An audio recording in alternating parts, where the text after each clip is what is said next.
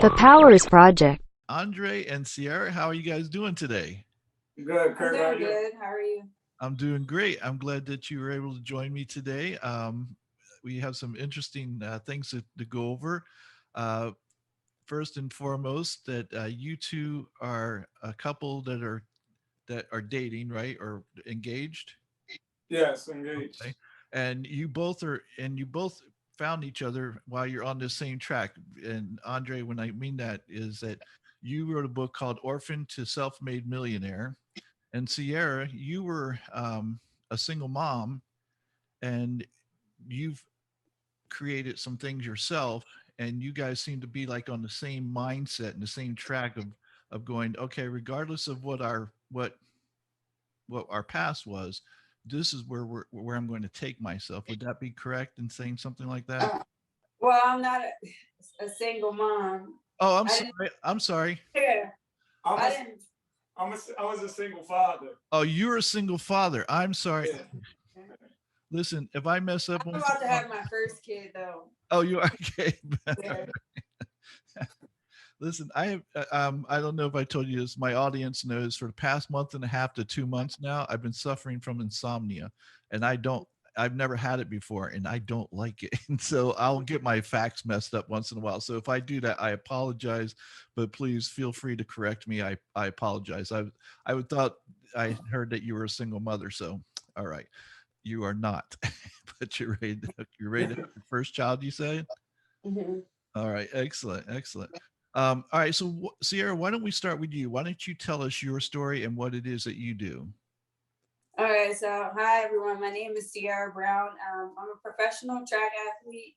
I went to Hampton University in Virginia. Graduated with a psychology degree. Um, what else did you want? so what? So how is it that you and Andre got together? Because you're here. You are this successful athlete, and Mhm. your projection for your life is moving forward and upward, and you two both seem to have that same mindset that regardless of how things are, this is where we're going to go. And it's like you don't accept excuses for for not going forward. Right. Right. Well, I feel like track pretty much helped me in and out of my relationships by just being mentally strong, and that plays a big part in being in a relationship as well. I mean, everyone has their struggles, but we met through mutual friends.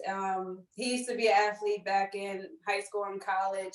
That's how we seen each other, and then after that, he became my accountant just before we started dating.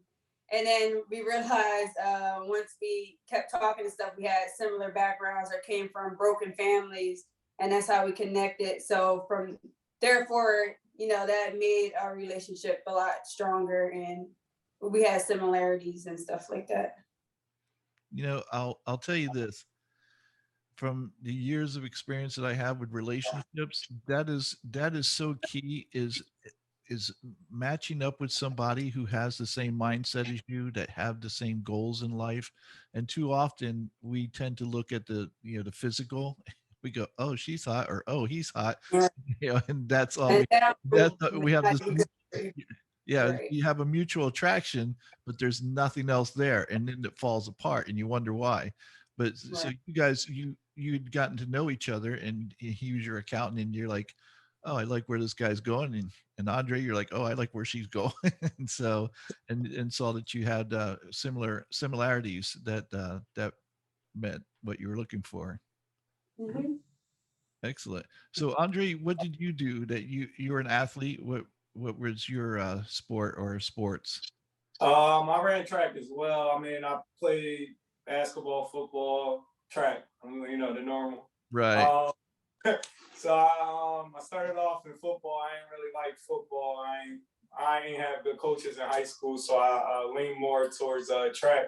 I had good coaching. Pretty much relationship. I ain't really had like that father figure there to politic for me in a sense in terms of other sports. So I lean more towards track because I can be more independent. Um, so like running track, You know, Sierra was dominant in the 800, 400, whatever she did, honestly, in high school. So I peaked her since then. And then we both end up going collegiate, running in the MEAC conference. So I seen her there as well. But we ain't really talked throughout all this process. Like, we didn't even say hi to each other. We just saw each other. It's like we just crossed paths. And then after college and everything, I still had a passion for running. I wasn't like the fastest dude on the track. I'm not dropping 45s. I can run like a 48 and a 4. But you know, I just had a passion for it, so I started like a track club with my entity, and just started promoting my brand. You know, I was the accountant on the track, so I went up New York, went to different meets. I've been to Florida, running unattached. I got like a Dream Again jersey and everything that I designed, and I just started running and promoting myself that way.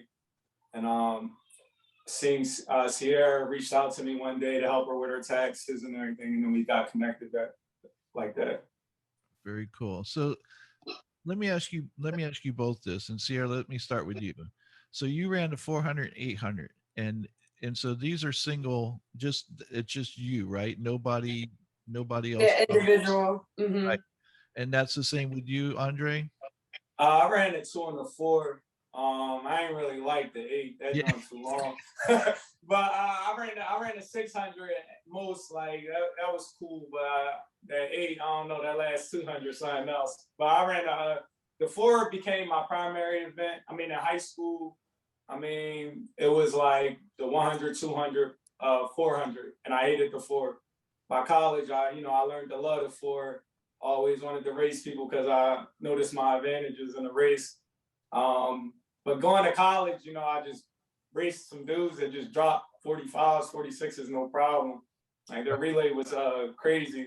So I thought about it. I'm like, all right, let me see where I can take it. And you just know your strengths and weaknesses. And if I wanted to advance more, I knew I would have had to move up in events. Like I would have to go to 8, 1600, because like once they just help you in your primary event. But I wasn't feeling it like that. I was more like business minded. Like I was like an academic. I was a bookworm. Oh, there you go. I Yeah. The reason I asked this question is I'm going to attempt to make a point here. I don't know if it's going to happen or not, but so you two were both in sports that were individualized sports. I was in an individualized sport too. I was in wrestling, and the thing I liked about individualized sports over, like, let's say team sports like basketball or football, was that everything depended on you. If you Right. won, it's because of what you did. If you lost, it's because of what you did. You had no one to blame, and if things didn't go right, it was on you. Yeah. I think it takes a certain mindset for individual athletes who participate in the individual sports, where they want that challenge on their shoulders. They want to be the star, or the person who messed up. They're willing to accept responsibility either way. Would you agree to that? Yes. Yeah. Accountability. Yeah. Once you're accountable, that's yeah. You put all the pressure on your shoulders. So like if it was messed up, it's something that you can critique. So yeah, definitely.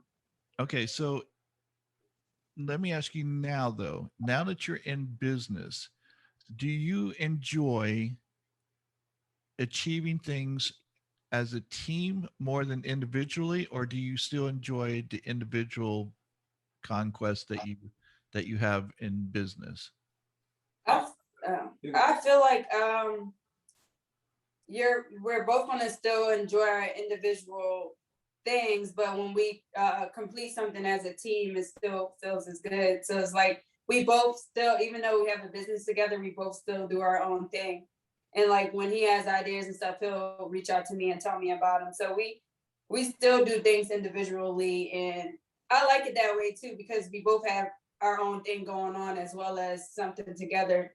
So Right. it's like, yeah, it's a peace of mind because So yeah, go ahead. I'm saying, so even though you do your individual things, it's a still a team effort, if you will. Right. Would that be Yeah, yeah. I okay? mean, I'll look at it like this. I mean, it's definitely a team effort. You can't build a company up with just one person. You know, it takes a Right. team of people. So I mean, it's like in a relay for track, if you want to compare it to a sport, you know, you got four individuals. Everybody got different pieces of the race that they're better at. Like I'm probably better at anchor than I'm at starting off because my start not good because I'm tall when I'm sitting in the blocks. So they put me at anchor. Antoine was like one of my best friends. He always started off, or Julius. I know they better than me at starting off, but I can race them individually.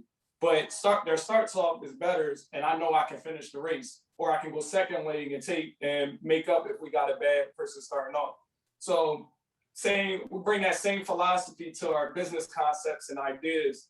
We figure out who's the key player here. Like if somebody's better at graphic design, I'm not going to knock them. I want to be like, you better. But when it comes to taxes, I'm the best. That's just my attitude. You know, like it's the same concept. So if it comes to like a certain style or niche and trading stocks, I'm the best at small caps.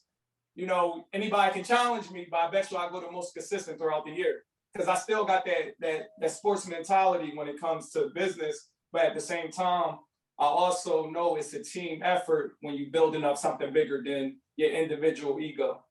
So do you find, and the reason I'm asking this is because of this. I found it in sports. I enjoyed the individual accolades and everything that I accomplished, and and I'm the one who gets to stand up on the podium and wear the medal and or win the trophy or whatever.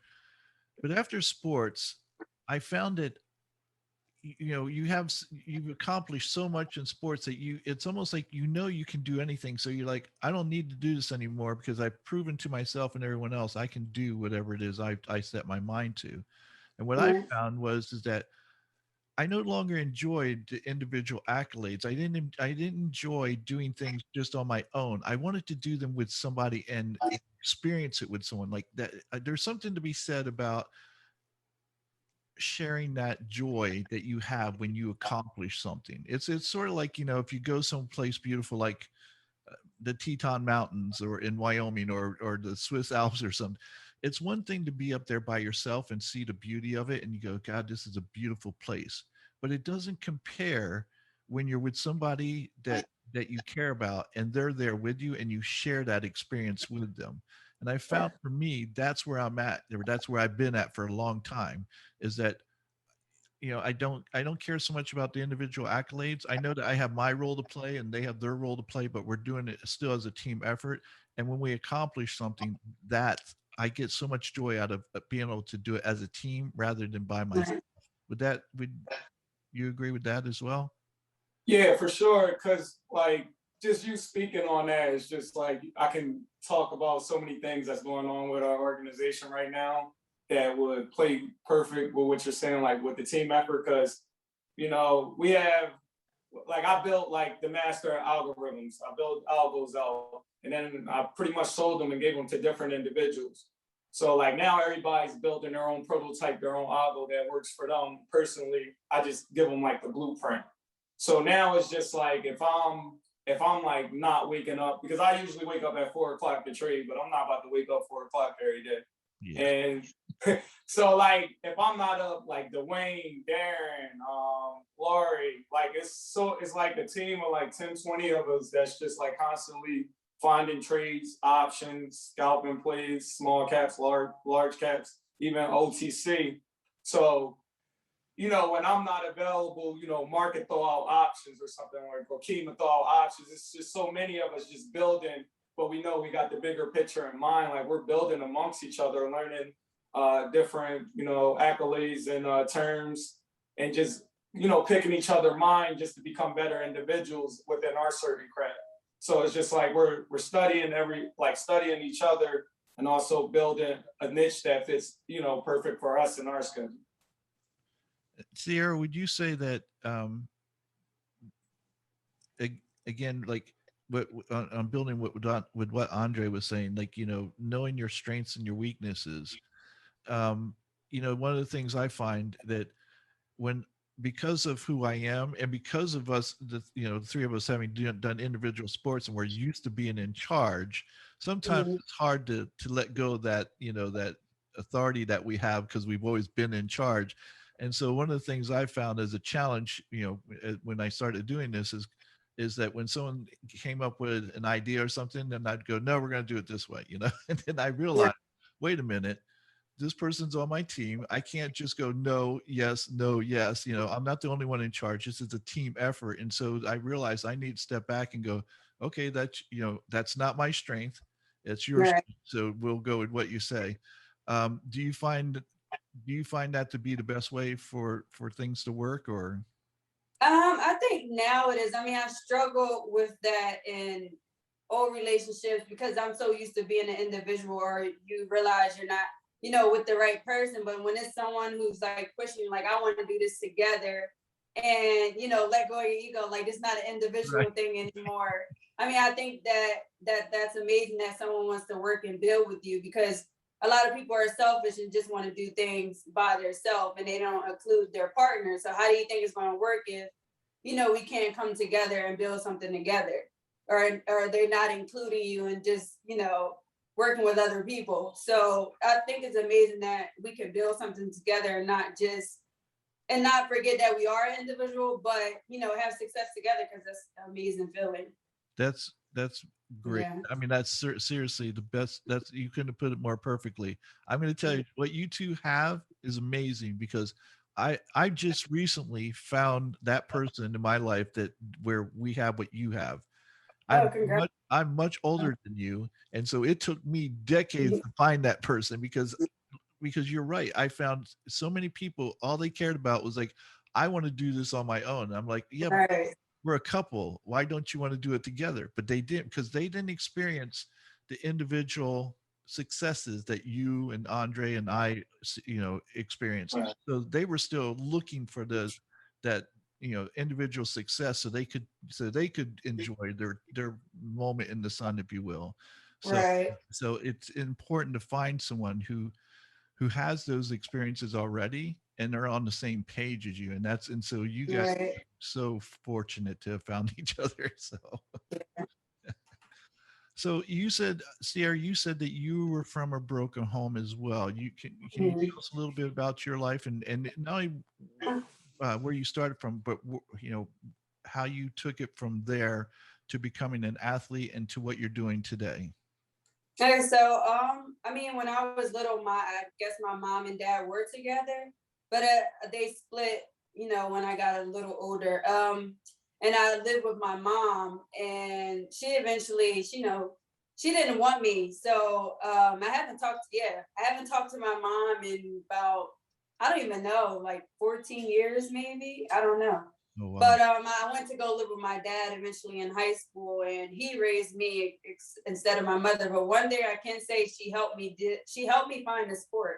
She's the one who put me in the track. I think she's seen that I like racing kids around the neighborhood when I was young, and she realized that talent. So that's one thing I can thank her for, although she wasn't in my life. That's how I found the sport, and it empowered me to become a better woman than what she was, because when you're on the track, you face a lot of challenges and stuff by not winning or struggling, doing this and that you do in the real world. So putting that on the track and all my pain and everything that I've been through helped me to become the runner that I am today, because I transformed that pain into my races. I'm like, everything that she didn't want me to be, I'm about to show you that I'm going to be now. And, I mean, I'm taking a step back now, but I still have a lot to prove. I have many more years to go in this sport. I'm not even done yet. So I know she's watching. So it's like every time you see me, I'm just going, I'm gonna show you why, and thank you for putting me in the sport. I'm gonna show you why I'm here. And I think she did help me to become the woman I am today, although she wasn't physically here, because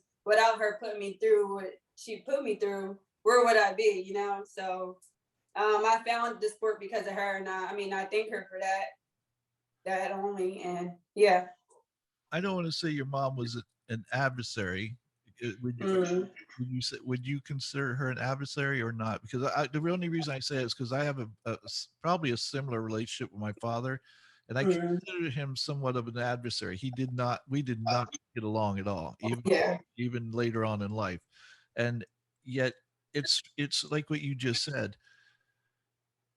He, whether he realized or not, because of the way he acted and treated me, it pushed me to do better, Exactly. okay, but I'm going to show you sort of thing. And so it's oftentimes those who are adversarial towards us are Right. are some people that help us the most without realizing it. Right. And I definitely think she is. And she probably realized that herself. She probably says that like if I didn't put her in there, I don't know what she would be doing. So I mean, yeah. So I definitely consider her that. And yeah, like I said, thank you. I mean, you gave me something, although we don't have a relationship. So, Right. but my dad is supportive as well. But he's the one who tells me like, you don't have to do it if you don't want to. He's not like a really big sports guy, but I mean, he's big with football. But track, he doesn't really understand like that. Like if I lose some races, he's like, "Oh well, you should have just did that." I'm like, "Dad, like you can't. The race is over by now. Like I could have did nothing." So like sometimes he frustrates me when he comes to my races. So I'm just like, every time you come, I don't run good. I'm like, just never mind. You don't Right. even have to come for it. Because he says stuff that I'm just like, oh, you did not have to say that. He's like, you ran out of air in the back and on the back of the track. I was going to say something, but I was like, oh my god. So yeah, my dad does not understand track and field, but he's as supportive as he wants to be. So I'm thankful for that because not everyone's dad comes to their meets. Even if he doesn't understand, he's like, yeah, go CC, even if I lose. So it's good. Yeah. Okay, and Andre, let's get with your well, first off, you wrote a book which is behind you, Orphan to Self-Made Millionaire. Now that's, listen, that's a story because here's the thing, and I'm sure you both have um have seen people like this who, they've come from difficult backgrounds. I tell people, and I know people don't believe me sometimes, but I go, look, I was as poor as they came. Honestly, I was one of the few white boys who lived in the projects, and that's the truth. In my town, there were two sets of projects. There was one for the white people and one for the black people, and of course, the only thing to separate was the railroad tracks, and that was it. Right. But we were still, all of us were still poor. We lived in the projects, and so you want to talk about government cheese and government, powdered milk and that kind of stuff. That's what I had when I was a kid. And yet I've always told people, and yet it's a little bit more difficult for me to tell someone because I do have the advantage of being white, and people don't, white people hate when they say, talk about, you know, white privilege. And I go, look, it doesn't mean that we have privileges though we're wealthy. It means that our color of our skin doesn't hold us back. That's what it means. We don't have a system that is prejudiced against white people. It just isn't. So I said, Right. but so when I talk to people about that, you can, you don't have to let your past or your environment, your surroundings when you were growing up hold you back from becoming more if you want to. And so you have these people and this um that who make excuses for everything, like, well, I didn't have supportive parents. You didn't have supportive parents. You didn't have supportive parents. I didn't. I had a mother who was supportive. You had a father who was supportive. You didn't. You were an orphan, and I'm sure somewhere along the line, which you'll tell us your story. There was somebody there was to support you, but it wasn't like we had the best world where we were born with silver spoons in our mouth and all the all the encouragement in the world. And yet you you rose above that and you said, I'm not going to let that define me. I'm not going to let my past define me or my my childhood define me. I'm going to rise above that. So when you see people like that, what do you, I mean, do you just not say anything to them, or do you try to, you know, help them out to see a different path? Or Well, like the people that's giving up, like constantly giving up in their mind. yeah, I don't even know if it's given up because I don't know if they ever started. It's Yeah. like I done That's met, that is 100% true. I done met and went to school with a lot of silver spoon people who give up more than the people who aren't silver spoon. And I kind of be confused. And I'm like, you have easy, you have like a step ahead because you have, you know, a wealthy family and stuff. So like, what are you complaining about? So I kind of not try to not say I don't want to be their friend because, you know, not necessarily saying they're a bad person, but I kind of like being around people who I can relate to more. And like we can actually have a conversation. So it was weird because I met people who have a step ahead, who complain and who don't want to make that next move. So, and I think that's really weird. I think in terms, it's just reading the individual. Like I just feel like some people live in fear and then others don't. Like some people is going to progress because I mean the strong survive. So I feel like if you adapt into the environments that you're in and then you progressing, you're going to be fine. But I feel like a lot of people been sheltered all their lives. You can be poor, rich, or whatever. And when they were sheltered, they are scared to, you know, come out that bubble or that mindset that they're in, that they were, it was forced upon them, you know, from their parents or something like that, or some type of environment got them thinking in that, like just thinking like that in general. So I just felt like it's fair based. I feel like if you want to get it, I don't care who you are, where you're from, how much money you got, you'll get it if you want to get it. I feel like it just comes down to that. Some people just don't want to strive for nothing or don't want to take the pain or the agony, the sweat, the tears. They don't want all that. They just want the fruit and not the labor part, you know? Right. So I just feel like in terms of just wanting something, you gotta have that desire. I feel like it just gotta be instilled in you. Like you just wanna progress in life. I always wanted better. I knew coming up, I mean, I was Section 8, Chester, PA. I seen people die every day, people robbing, stealing, killing. If my mother didn't pass away, I don't even know if I'd be the same individual today, or if the environment would have just like took over like my character.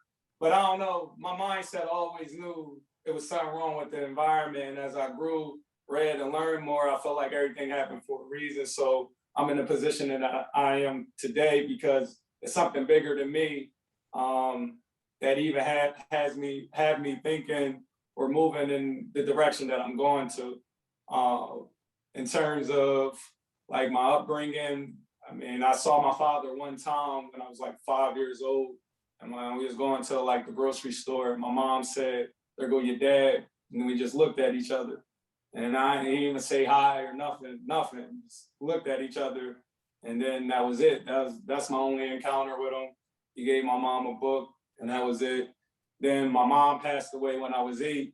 Car accident on 95. It was a 13-car collision with a big truck. My mom didn't have her seatbelt on, but her best friend did, and my mom went out the windshield. She got hit by 6 cars and then a truck, and she didn't make it. And then after that, you know, my family pretty much broken up. I got 4 brothers and 2 sisters. We all pretty much went different routes. Some of us had to go to orphanages some years because we had a space requirement by state. We got split up. Well, I'm kind of the glue now. I talk to everybody, keep us together somewhat, but you know, everybody didn't wasn't fortunate as me in terms of like just education, because I was 8 years old, so I was in elementary school when my mother passed, and I was still like pushed in remedial classes because my education was behind from Chester to moving to Drexel Hill, where it's predominantly white, and it was the first time I was like seeing that many white people in one room, besides on TV, and that's even when I had cable, so I don't know. So, but like my brothers and you know, my older brother Walter, he was like good at track wrestling, so like that helped him, you know, get through high school, you know. But in terms of our education, I just felt like we was behind because our school education, we didn't really learn much. The only reason that I even got this far is because I always had a strong foundation in math. I could add, subtract, multiply, and just different things that my mother taught me to just basically survive and just understanding environments that I'm in.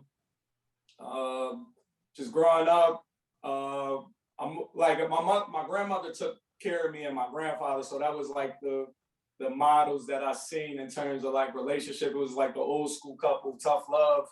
We don't buy bullshit. Like you gotta get what you want to get. You make your decisions. You live your life. It's like you raise yourself. That's how we was raised, because she already raised her kids, and that's what she told us. So it was pretty much y'all in a better environment, what y'all gonna do? So now it's just like we trying to adapt, learn, pick up on our education, going outside, dealing with racism. So it's just everything that, I mean, the book talk about like all these different stories, but it was just a lot that I experienced and my family experienced just coming up. So to get where I'm at today is I'm grateful. Okay, you touched on so many things I want to ask you about. Okay, first off, so bear with me while I remember my questions. You Yeah. said I don't know if I'd be the same man I am today if your mother hadn't passed away. What do you mean by that? I mean, in terms of just like environment influences, I feel like once my mother passed away, I questioned everything. Like I'm questioning God, I'm questioning my brothers and sisters, I'm questioning you, I'm questioning her, I'm questioning everything. That's just been my mindset. So like my mindset just shifted and like, yo, what's going on? Like God not real. God not real because my life fucked up. My mom going, I'm feeling empty inside. Like my brothers and sisters is like tearing up, tore down, like don't know what to do next. And, I'm just questioning them like, damn, is this shit real or is this a dream? I mean, dream again, that's from that concept because it's like I got to cope and understand all this, and then I got to make my next move. And my next move, like in terms of this reality, is a dream. So now I'm moving in this direction where I have to believe in this, and it's no other possibility because it's either this or I accept that reality of being stuck and lost. So I tell people this all the time is that if you want to change your reality, change your beliefs, which will change your perception. Your perceptions will change your reality. And that sounds like that's exactly what you did. It's so eerie that our lives are sort of similar, and my mother was killed in a car accident as well. And it's very hard to say this because you love your mother, and I love my mother, and yeah, I can tell you right now, if she didn't pass away, I wouldn't have become the man that I've become because I was very much a mama's boy, and she kind of took care of everything. If I had a problem, I'd be like, Mom, I'm 24 years old. Hey, Mom, it's like, and I probably would have been that way when I was 44 if she had been around. And Right. and while I wish she was here, I know that I was able to become the man I am because of the events that took place, and I'm sad that it would have taken that. I don't know. Maybe my mom would have smacked me in the head and said, "Grow up, boy." I don't know. Something. Right. But it's I find it odd that that a tragedy like that, something good comes out of it. Um, and there was something else you said, when your mom passed away as well. Questioning God and stuff, because I very much went through that as well. You question, like you said, you just question everything. But I think again, that's something that good that came out of that, because that's how you find the answers for yourself. You no longer buy into the answers that everybody tells you.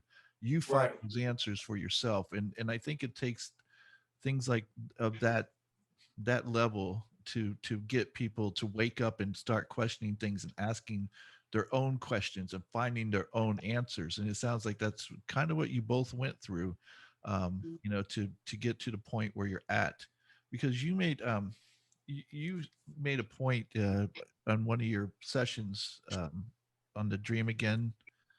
um, do you have a Facebook? Is it a Facebook thing that you have? Yeah, I got Facebook, Instagram. Yeah, I got all the social media handles. Okay, well, we're going to make sure we talk about that before the end of the show. But you said something in one of them where you said, 80% black black families have females as the breadwinners, and Yeah, yeah. Household. Oh, that was I just did that session. That's the mastermind group. MJ is one of the hosts. Is one of my partners. Um, so in the mastermind group, we pretty much display like the quadrants of pretty much how you can get out the fixate mind of just being an employee. Because racism is economics. For like the people that's aware of it. right, Because the buying power for a white male, well, the white family versus the black spending power, the income to buying power for white families is like 13.4 trillion. Spanish is up next with like 1.6. Blacks is at 1.4 spending power. Chinese is at 1.2. So you can just see the gap right there, like the spending power. And then when it comes to like our education system and things of that nature, 80% of households are in the Black community. The women are the breadwinners in terms of like the W-2 jobs and work. And again, they're the most educated group as well within like graduating college. So that's probably one of the factors that play in. It's a lot of things that play into that certain scenario, but I just feel like in terms of like Black males and education, we're not really educated. We really don't have, we're like the most unemployed, like 16.4%. I just feel like the whole system is not really set up for us. And I feel like we know it, so we have to do things to change that scenario by, creating our own opportunities, working amongst each other. I mean, it's kind of hard with people being fixated and slave set minds and just not knowing what to do or don't know their passions. But just going forward, I just feel like I just work with any individual who's willing to work with me to build, their financial security, their set, and try to become the breadwinners of their household like other ethnic groups in terms of Black males. You again, you hit on a lot of things there. I would like for my white listeners to understand, even my Black listeners, because I don't think many of them know what you're talking about. I don't think they know to the level of what you're talking about. For instance, you said race is economics, and it is. The reason, let's just touch on it. Just touch on it. Why 80% of the households have female breadwinners. One Okay. is because of the systemic racism that we have, where many of Black men are imprisoned for crimes that aren't shouldn't really be considered crimes. That's number one. Number two, in this when you have less Black men, then when you have these Black men who are in the community, there's not as many as there are women. All of a sudden, that's supply and demand sort of thing. If you want to talk about Right. basic economics, so you have men who women look towards and go, oh, here's a decent guy. Well, see, the problem with it is that he's only one decent guy, and there's a lot of women who are after him. So this guy knows his worth. So instead of settling down and going, hey, I want to start a family. I want to have a wife. I want to start building my future and making money and buying a house and stuff like that. He sees himself as a stud because basically he is, because he's just one person, compared to like in other societies like white society where you have plenty of males around. So you see white guys acting completely different. They don't walk around like they're the stud because they know they're not, because there's another guy right behind him and another guy right behind him.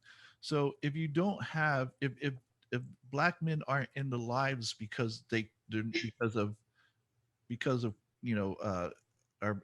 our justice system, for instance, our legal system, and they take a big portion of Black men away from the community, Right. it's going to be unbalanced, and there's going to be this not conflict, but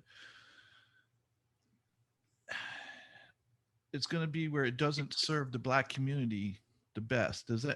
Sierra, does that make any sense what I just said? Or did I explain it well enough, or do you agree with it at all if I did? Or I agree. what about you, Andre? Yeah, I definitely agree. I mean, just think of it as stat. Like if from when you take 3 Black men, one of them going to see jail by the age of 18. You take 3 Black kids, one of them going to see jail. They're going to have some type of interaction with cops, and it ain't going to be too well. Right. I could pull out all the stats of us just getting shot by police. I could pull out the stats of how many Black males got locked up for marijuana. Now it's about to become a whole business. Right. And they're about to start profiting off of it. And all those cases are still going to be, you know, they were defined and they're going to stay in jail for that.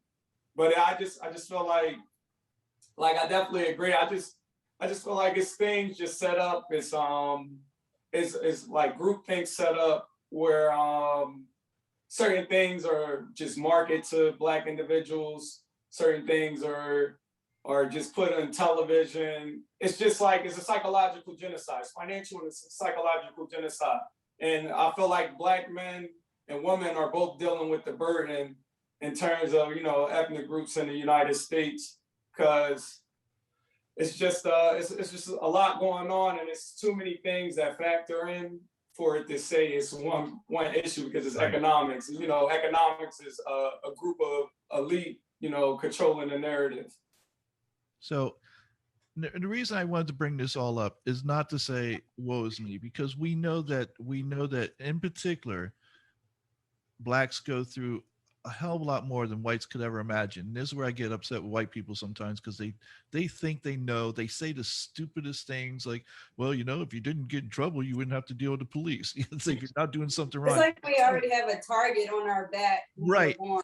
Exactly. Everything is already set up for us. It's like I was born in Chester, you know. You know, nobody in Chester owned planes, nobody in Chester owned boats, but we got drugs and weapons here. Like how did they get in here? I mean, a liquor store in every corner. We got liquor store. It's like it's just set up like that. Like you know, when I moved to Drexel, I'm like, oh, this place nice. Like I'm like, it's different. It's different environment. You know, everybody had money. I mean, I was broke. I ain't have like the nicest clothes and stuff. I was just happy to get out the hood. Yeah. So I'm just like looking at the environment. I'm just like, dog, if we had the same setup in the hood, like without all these hazards that was placed there, like just focused there. Because when you really think of it, like a GIS, like, you know, that's a GIS system, is a geographic information system. Military use it. All the top elite companies use it. Everybody use it. You know, I've been in corporate, so I know. So I'm like, oh, y'all got GIS system, and then they have breakdowns of all the environments. I could tell you the whole map. So I'm looking. I'm like, you know, this is a GIS system. So you have the power to dictate what's going on each piece of this map. So you know, 65% of Black people live right here. You know, 85% of white people live right here. You know the inner city right here. You can redline it. You can do everything you want to manipulate and control it economic wise. Just that one system alone. And you want me to believe that, you know, nobody's behind it. Right. Because that's the thing, is like nobody's behind it, but it's happening, you know. And again, the thing I think I'm most upset with, especially white people, is because they're unaware of this. And I guess I don't, you know, I go, well, it's not something that you're taught, but you can learn. You can sit there and you can go, hey, why is it that it seems that Black people are having more of an issue of bringing themselves up and raising themselves up and getting out of poverty? And you know, of course, they go to the simplistic beliefs, oh well, they're just lazy, or they do, you know, the stupid crap that they've been, you know, indoctrinated with since they were little kids. And I go, you know, and they never think about, for instance, like why grocery stores are so far away from Black communities. And so it, you know, so it's like, I forget what they call it, something desert, because the food desert or something, because there's no place to buy food in your communities except at these liquor stores, which of course the prices are outrageous. So you're spending so much more money on, you know, food items that you wouldn't if you had a store there that was selling it for, you know, at what it normally sells it at.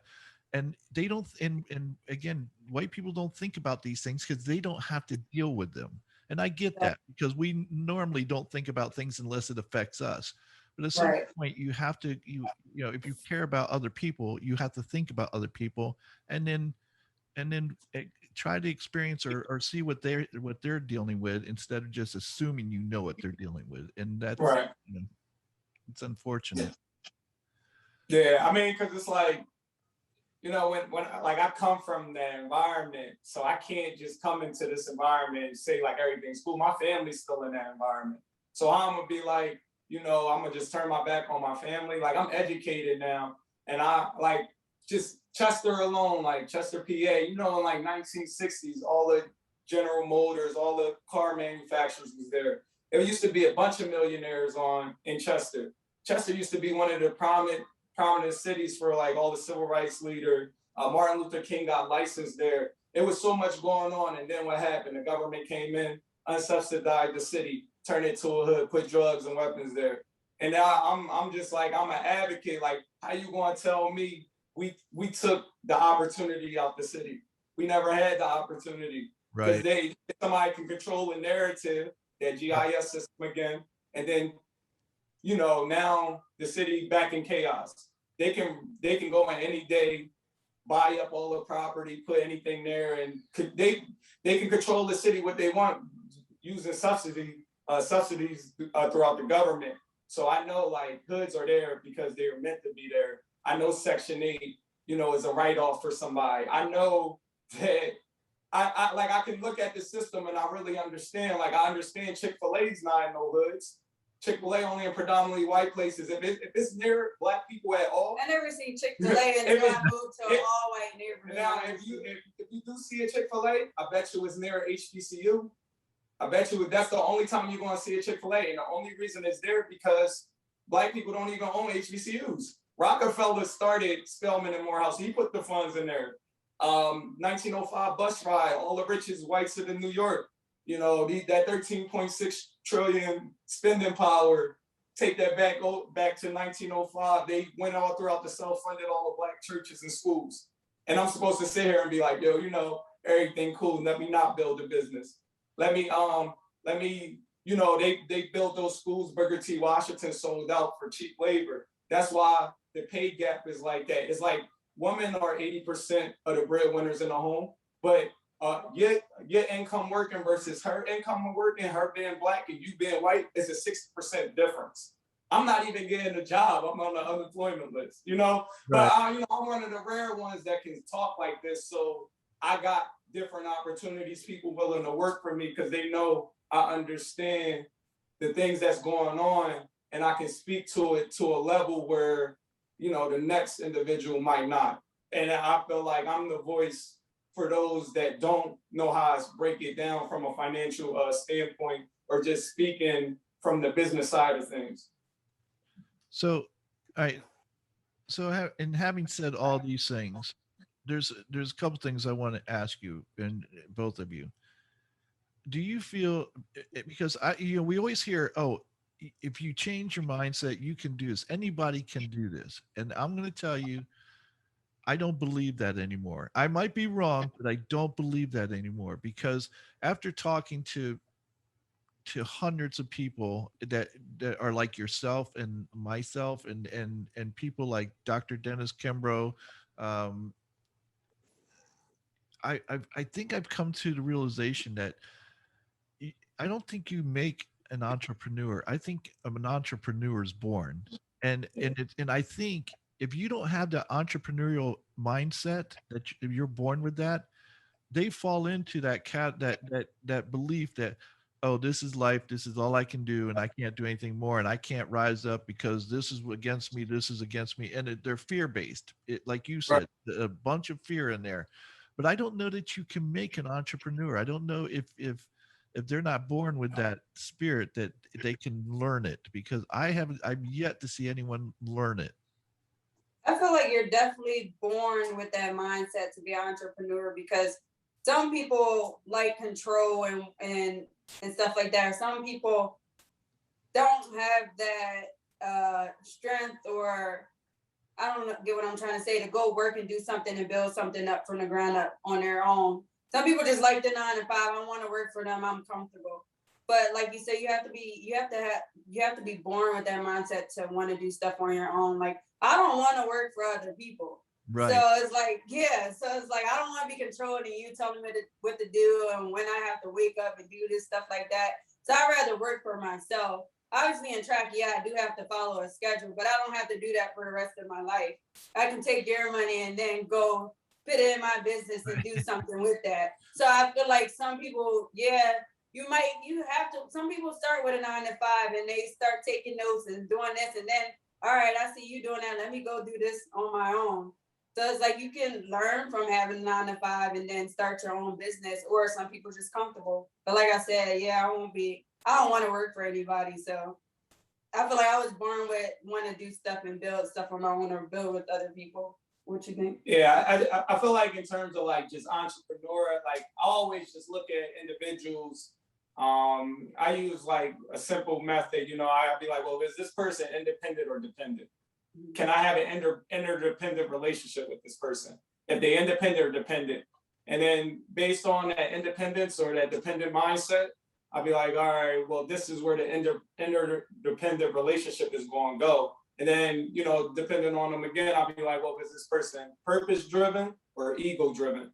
You know, because the ego, we can do stuff, but it's going to climax quick. You know, when the purpose driven, you know, the purpose, we're going to just keep building and we're going to just grow amongst each other. So I use that, and I just feel like in terms of just having that entrepreneur spirit, I mean, I feel like if you question everything or you just think outside the box, I just feel like my mind, I always thought like this, always questioned things a little bit at a time.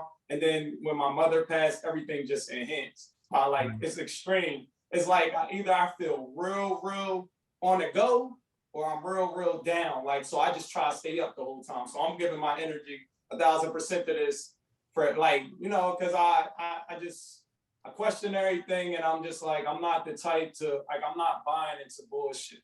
And I feel like the environment that we in, and you know, America just being a consumer country, I'm not a fucking consumer, so I'm not about to sit here and act like, you know, it's cool, and then I'm watching TV all day with like the dumbest figures, like being producers, but still in 360 deals. I'm like, man, no, fuck this. Like, I'm about to just be the entity. Because it's like, if I'm the entity, everything is fine. So like, if everybody make their own entity, and then when you look at it from like a tax perspective, and then you go through all the schedules, I don't see why. I mean, being an employee is good, but you should always have an exit plan. Motherfucker, you can die today and then they'll replace you tomorrow. That's what I'm saying. You don't always start at 9 to 5, but you don't want to stay there for the rest of your life. I tell people this. I be like, look, bro, we can sit in that office 9 to 5, 30 years. Those dudes is getting 100% write-off for your health insurance. Right. When you die, they gonna give your family the difference, but they gonna get more out the life insurance policy because they open it up for you. Why wouldn't you? I mean, it's that independent mindset. So me thinking independently, but dependent on this company at the moment, I'm like, oh fuck no, motherfucker, you're not about to get 100% write-off. You traveling back and forth to work, getting 100% write-off for traveling, for food and all this, and I'm just being a worker bee, like helping funneling your shit. So I'm like, nah, man, like it's like it's some. You've been in all these hours and your boss riding up with a bench. It's like, what am I doing wrong? It's pimping at a corporate level. It ain't like, it's just like, you can really, even if you just start something on your own, like just start something, like your passions, like you're not passionate about anything, you don't want to do nothing. I feel like you should just turn one of your passions into a business, put a logo on it, work with people that think alike, like start opening up the different schedules in your tax form and just free yourself up from that 9 to 5 life. Because if you don't open your schedules or use one of the 8 different incomes, you're going to depend on just one income. You can't. I just feel like, if you're not the entrepreneur spirit, you don't got a family, you don't care about your kids, like what's going to happen to them after you gone, like they're going to have to depend on somebody. Shouldn't they depend on you because you're their parents, like, you know. Yeah, I want to make sure my son is set for life. If I ever have to leave, you know, God forbid anything ever happened, like I want to make sure he's set. There's so many people too who sit behind a desk with an amazing business idea, but they're scared to move forward because of what other people think, and they don't have that mentor or someone to help them to move forward, and they don't have that strength, like I said. So I think, yeah, you're born that, but some people can become an entrepreneur if they just talk about it. It's crazy how many people have these business ideas, but they're just scared to even talk about it with someone because they're just so used to what they're used to. It's crazy. It's like people can talk about the 1%, like, yo, these people got billions and trillions of dollars, right? But I feel like, me personally, all the wealth is at graveyards. People die with their ideas. And I know ideas run past people that's even tuning in the shows, that's just listening to us because we're entrepreneurs. It's people that die with great ideas every day because they didn't take action. Even if it don't work, just go for it and try it. And everything not gonna work 100%. That's the life of being an entrepreneur. You're gonna fail sometimes. Right. That's fail. Why not? Exactly. And then one day you're gonna move forward. Go ahead. I just tell people, look, you don't really fail until I said, you may not succeed, but you don't fail until you get knocked down and you decide not to get back up. That's when you fail. If you don't get back up, otherwise you've just learned a lesson. That's all you did. And you want to learn more lessons. And that's why the most successful entrepreneurs are the ones who become entrepreneurs at the age of 55 and older, because these people have learned their lessons. They've knocked down. And not only that, but they do something like you were talking about, Andre. They do something that they have a passion about. They're not doing it just to make money. They're like, I want to do this, because then when they wake up on Monday morning, they're not dreading it. They love it because they love what they're doing. Sierra, to what your point is with the 9 to 5, I had a lady on who she took her business into a 7-figure business, an annual 7-figure business, and she was working out of college. She had a 9 to 5 job where she had her dream job, had a car given to her, a laptop given to her. She was making great money. She had great insurance and everything, and even then she said, I didn't want to do this for the rest of my life. I didn't want to do 9 to 5. I didn't want to work for somebody else. And mind you, had she done that and did it for 30 years or whatever, she would have made a great living, but nowhere near the living she's making now, because she took that idea. And so when you were saying that entrepreneurs might be able to be made, see, this is why I say no, because everybody has a great idea. But the ones who are entrepreneurs, they never act on it. Never. They take it to the grave, like Andre said, and they never act on it. So just because you have a great idea doesn't make you an entrepreneur. You got to. Doesn't mean it's gonna work either. Yeah. It took me 7 years to generate income. Like, I started dreaming in 2013. I mean, I got venture cap. Like, I was an emerge venture capitalist in Florida. I was a finalist there in 2016. And I mean, they wanted to fund my idea, but I just felt like, this is my idea. You're not going to fund it unless I understand all the terms, the ancillary rights. I got to understand all these concepts. So I just like backed off, because I'm like, I can't. It's like, I could let you fund it, but I don't want you to push me out my idea, So I'm gonna figure out a way to fund it in different avenues to finance it, and just learn how people, kept 100% rights to their entity, just like going forward. And you just go through different motions. In year 7, like, once I started the tax firm 2-3 years ago, like, my clientele just blew up. And then I'm just like, wow, it started helping me fund the other, 8 ways to generate income. And it opened up my schedules within my farms. I just got real big and deep on learning the tax, the finance, marketing. Like, I learned everything about my business, so I can, see the right individuals that be able to help me to push it going forward, the like-minded. And, even if your idea, the first one don't work, the second one don't work, the third one don't work, the fourth one don't work, as long as you plant seeds, something's going to come out of it. It's going to be some type of learning. Even if it fails completely, you fall flat on your face, I bet you that feel better than waking up and going 9 to 5 every day. I promise you, because that growth right there, and then you trickle on something that's actually working, it's going to come from those bad ideas, those bad concepts. Because everything I really started the foundation of this company with today, everything has like enhanced, and I'm like, wow, I didn't even think it'd come here. It's like watching a kid grow up, because you just look at it like, wow, this grew to this. And I'm still amazed, like the investment chat room, we started off with 30 people in January, in the Apple chat room, just talking about stocks. Some New York kids, they added me in. And my friend Maul, Tariq, Jesus, Shaq, like these are like all different entrepreneurs. We all like-minded, but we all in the same room. Dad, she got this like a storefront in Atlanta, do designer clothes. Maul, inspire, retired. Tariq, he do anything with his hands. He can build you a fish tank and send it to you.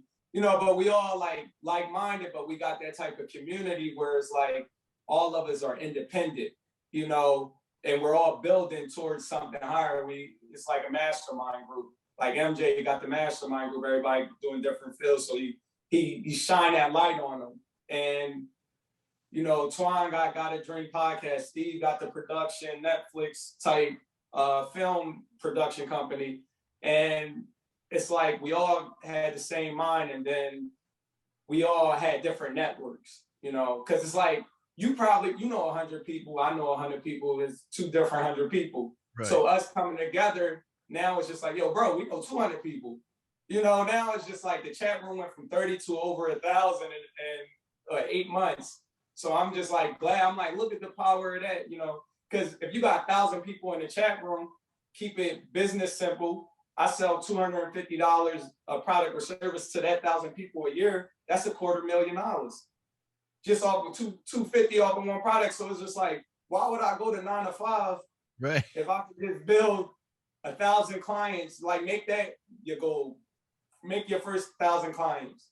Like start with 1, 10, 100. It's going to grow. All my business, my tax business has been repeat and referral. So it's just like you just gotta start and then just work with the people that think like you. Like, are they independent, dependent? Is it interdependent? Are they ego driven? Are they purpose driven? Because when you build it from nothing, you coming from circumstances like us, it's like your ego gonna be there, but it's more purpose, because from that environment and those circumstances that you came from that you want more out of it. So yeah. I just feel like, it's going to take time. I mean, it took me 7 years. I'm happy I started early. That's all I can say. I'm grateful. But see, in the scheme of things, 7 years is nothing. But unfortunately, we live in a society where we have these quick, rich schemes that these people put out, like Grant Cardone, and in my opinion, anyway, people like him who are trying to go, oh, like you can make millions and you don't have to do anything. It's like, yeah, I don't think that's how it works. At least not my. You don't tell the whole thing. Right. If you're making $1 million, you put 10 million up. Right. Like, I mean, because that's 10% on the investment. Like, you gotta give me some other figure. Just like a lot of people are given just a little bit of the story. That's like I'm like the one. I'm like, yo, you gotta tell me everything, because I understand everything, and I'm gonna look at your cracks. I'm gonna see everything that you're doing, because Grant Cardone was one of my mentors. I was in Miami, went to his headquarters, and I'm just looking at what he do. The dude is basically just a fundraiser, like, because he's one of the individuals that buying power, having white skin. He's fortunate, and now he's ego driven. Like, and I mean, I don't care. I can see it. He ego driven, because he all right, bam, I got 13.6 income buying power. All I gotta do is build relationship with these bankers, tell 1,000 people, give me $1 million. All I gotta do is look at the interest rate, put the down payment, and put my name, Grant Cardone, on the front of it, and then now I can buy this property and then pay you royalties through the monthly rents. Like, come on, dog. I can see your business structure. I'm not buying bullshit, because I know, like, if I was into real estate that heavy, I could do something like that. But I'm not I don't knock him for doing it because he play off the people that's fear based. So Right. I'm scared to get in real estate, but I'm a preach it to this person, and I'm gonna get 100K out of them, put it in the property, and then pay them through the rents, and just have there. I'm keeping the mortgage under my entity. Come on, Yes. like bro, you not that's not I real. guess the reason why I have a problem with him is because he's using people who are fear based to make his own Mhm. riches, and he's not he. I don't think he's helping them as much as he's helping himself, and Yeah, I have no respect for him because of that. And people can, and I know that there are people out there who will just praise him to no end, and I go, well, how much money you got? right. It's like, how much did He's Grant Cardone taking y'all money. make for you? All right. Right. But now let's ask, how much did he make for himself? I'll bet you it's a vast difference, And Right. Right. so when we have people like that out there who are pushing this get rich quick, and you don't have to, and like Sierra said, they're not telling the whole story. They're just Right. giving you they're trying to make it seem as easy as they possibly can because they know you're not going to buy into their program if he says, "Hey, this is going to be hard work." So everyone's, Right. I ain't well, gonna lie, I almost fell for one time. I was just searching on the internet for stuff, and I was like, babe, if I do this, I was like, if I put this money in this, invest in this, you think I'm gonna start? He was like, let me see the whole thing first. He had to watch the video. He's like, no. I was like, Yeah, like I you don't. know, when you just laying down looking at stuff on the internet, I was like, I right. want to make some more money. I was like, let me see what this is, and I was like, never mind. I was Like like, this is a scam. like I don't like selling people get rich scheme. I be like, bro, this shit take work. Like I'm real honest. Like I'm like, look, these are the different schedules. You can focus on these schedules from like a tax perspective, and these is going to build wealth. I know the tax-free avenues going through these. I know the tax-free money market accounts, and I built relationship with these tax-free money market accounts, and I made like a tax franchise. So like just that business, like, because I was working in the business, like I got like the full perspective. Like you can work in your business or you can work on the business. So like the taxes is like, my clientele grew. I ain't gonna have time to do everybody taxes. So I got the idea to just start a tax franchise. I partnered with ADP, Backers 529, Lively's HSA, My Alarm Center, and Accountants Today. So now it's just like I got those 5 partnerships and they're working. It's going to be like a 5 for 5 franchise. So I'm going to teach individuals how to, control their schedules. And using these partnerships, like one of the benefits for ADP, for every 5 clients, you get 10K. Now you're an entrepreneur, you're a business.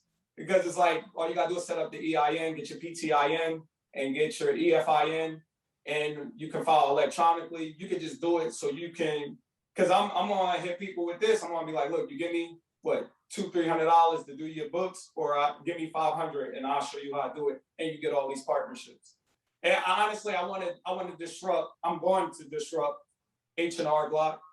I'm going to just disrupt the whole tax industry because the franchise is setting up all those people that they're hiring for what, $13-16 an hour to become their own entity and get these business relationships. Because it's like ADP, every 10 clients that you help get on payroll, you get 5K. My Alarm Center, anybody with a commercial residential property, they get $100 on their account starting up, and then you'll get $100 paid to your entity, which is the tax service. Backer 529, I started the Dream Again Fund. Met up with Jordan Lee. He's the CEO of the company. They was featured on Forbes and Fortune. They raised like 89 million. So I'm just talking to these guys and just picking their mind because the 529 plan, if you have that, is a tax-free shelter for education. So that's one of the problems in my environment.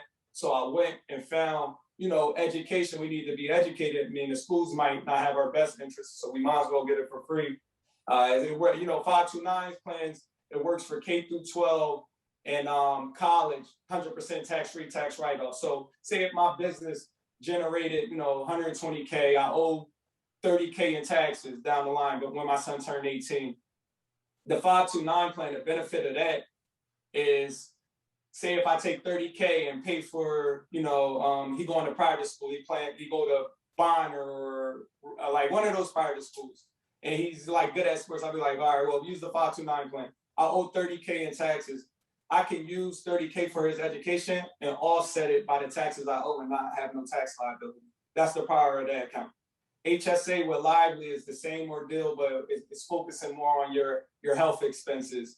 Accounting Today going to help all the franchises stay up to date with all CPE courses, teaching them all the tax laws, everything that's going on. And they gave us free courses all year round. So just using that is just like, now I'm going to help individuals or like business owners, take control of their books. They don't have to do do people taxes, but they can control their books, and I'm going to be the individual that's teaching them.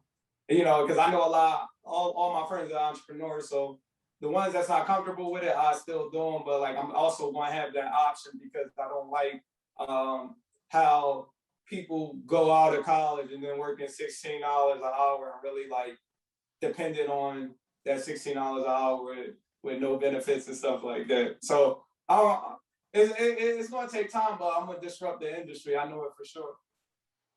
Well, you kind of answered my next question, which was, people who aren't as smart as you two, like me, and they come to you and go, well, that's all fine and well because you guys are smart. How do I do what you're doing? And you just kind of answered that.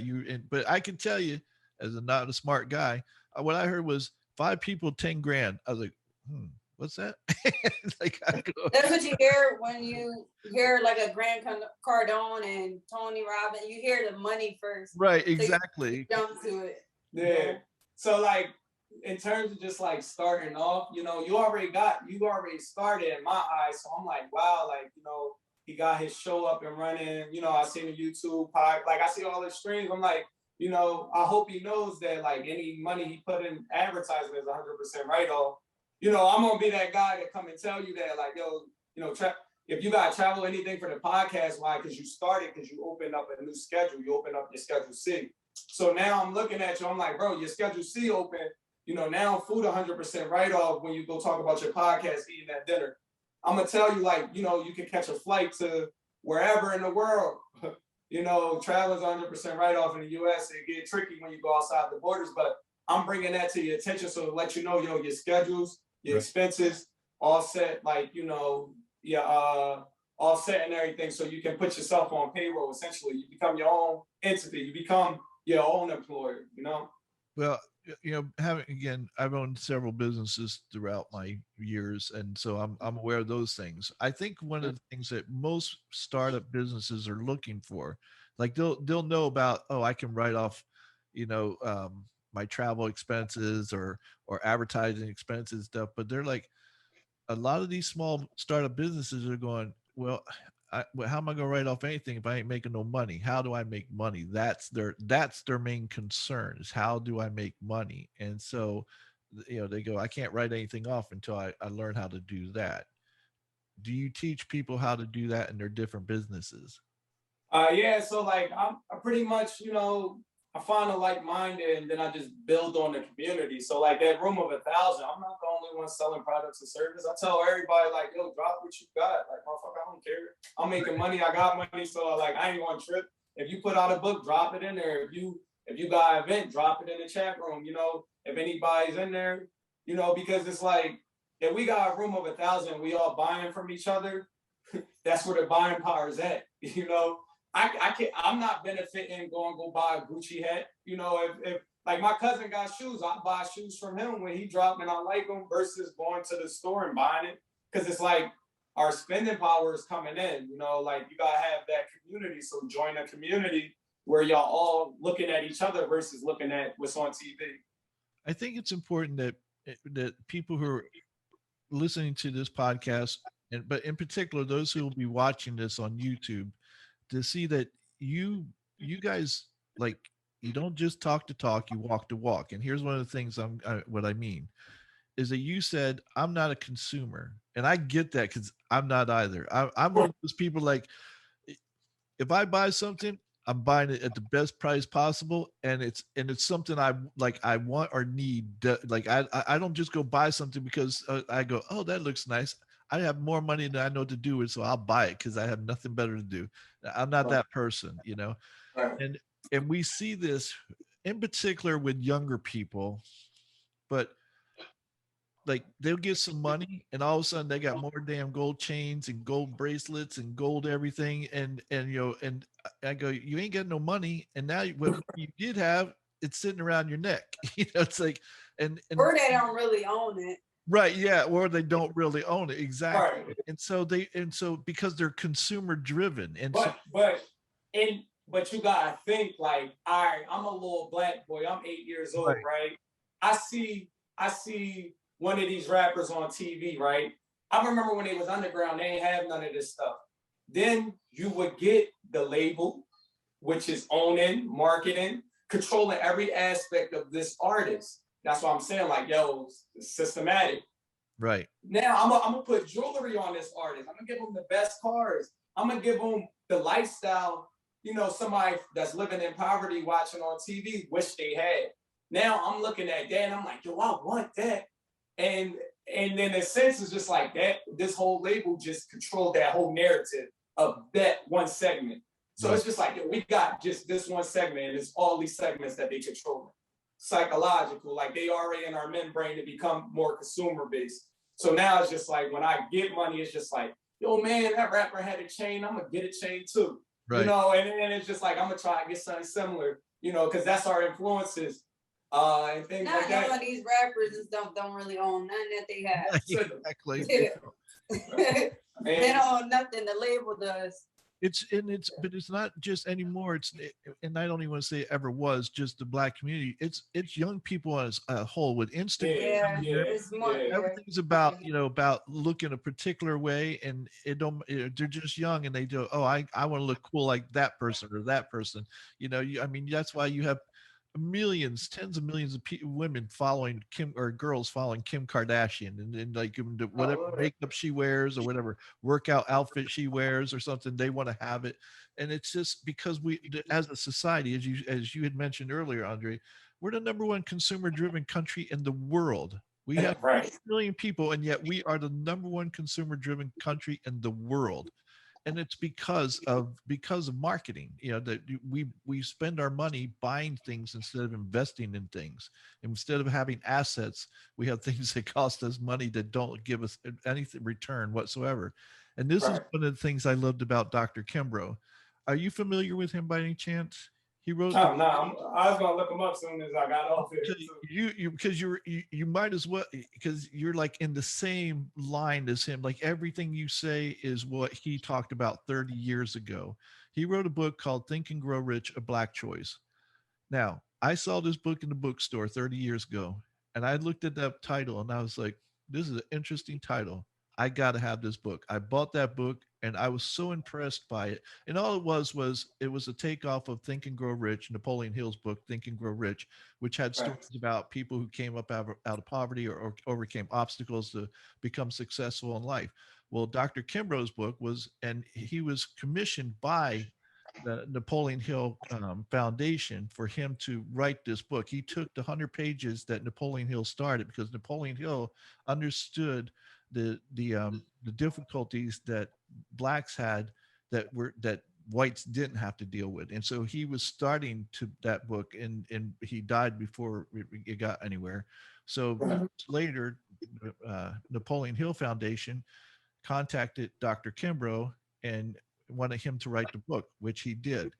And so it's just it's stories about black people who came up out of poverty or overcame obstacles to become successful in life. And the story, I think one of the stories that stuck out to me was the story of Madam C.J. Walker. Mm. Madam C.J. Walker was. Do you know who she is? Yeah. Yeah, but We don't like her. You don't. Why? Because you think she took. She it stole She stole someone's a formula, bro. She stole a formula. I don't care bro. if you're black or not. Yeah, see, but I don't think she stole it. Here's where I'm All going. right, she improved it. She improved She it. I improved give it. it. I give it to her on some business stuff. But But she took her someone's her idea. net worth never hit $1 million though. She It- never would like If you never, read the book, never. what book did we read? Black Fortune. Black Fortunes. She never hit $1 million. If you want to read that book, Black 'Cause- Fortunes, you'll learn I'm gonna more write about that it. down. because the light-skinned lady they portrayed on the Madam C.J. Walker documentary, for those that's on Netflix, what's her name, Claudine or something? Yeah, like, but she went international with it. She put it in Latin America, Jamaica, Africa. Right. Like, she was international, and she like, her network was like 10 million, you know, and then Madam just took a piece of it. And then was in America. She only reached like 600K, bro. Like, she didn't touch it. All right. So now, like we say, entrepreneurs are born. That's Madam C.J. Walker. Yeah, she was born. And she has the ones that's born, they still. We got watch them. All right, so let's get down to the. I got to get to the truth of the story then. All right. So my understanding is that she wanted to sell the product for this lady, and the lady said no. Because she wasn't pretty enough and she wasn't like complected enough to sell her product, so she didn't. Nah, that's marketing again. That's advertising. They making light skin versus dark skin. Why are we playing that? Because if the lady didn't even care because she was worth 10 mil. If you worth 10 mil and I'm only getting 600K, you gonna care? No. I'm saying when Madam C. But that's how it started off. Remember? Yeah, but like the whole time, like, they didn't tell her story. Like, they made her like. They pushed her in the background and made it seem like right. Yeah, because you're right.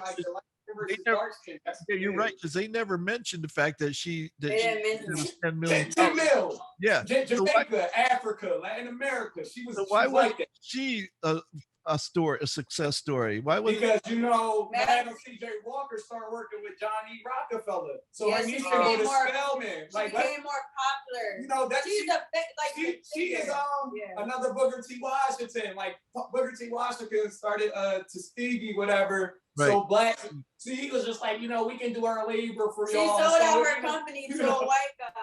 Yeah, like, and the other lady then she was more. Washington, everybody was calling him a sellout. He was in the movie too. Yeah, she's a black sellout.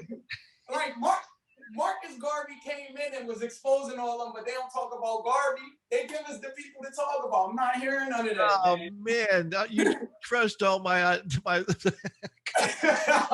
Sorry to crush your dream, but Madam C.J. bro, and then people be like, girls that do hair be telling me about her, be like, yeah, well, why don't you look into this person? She was worth 10 mil, the one that they made the bad guy.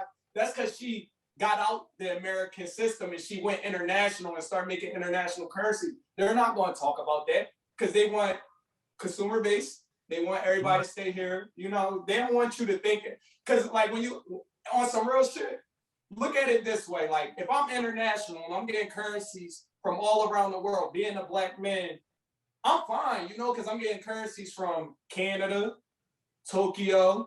Like, if I'm getting currencies from everywhere and I'm not dependent on America, then I'm not a slave, right? Like, because by the Constitution and everything, I'm a fifth of a man, whatever, all that bullshit.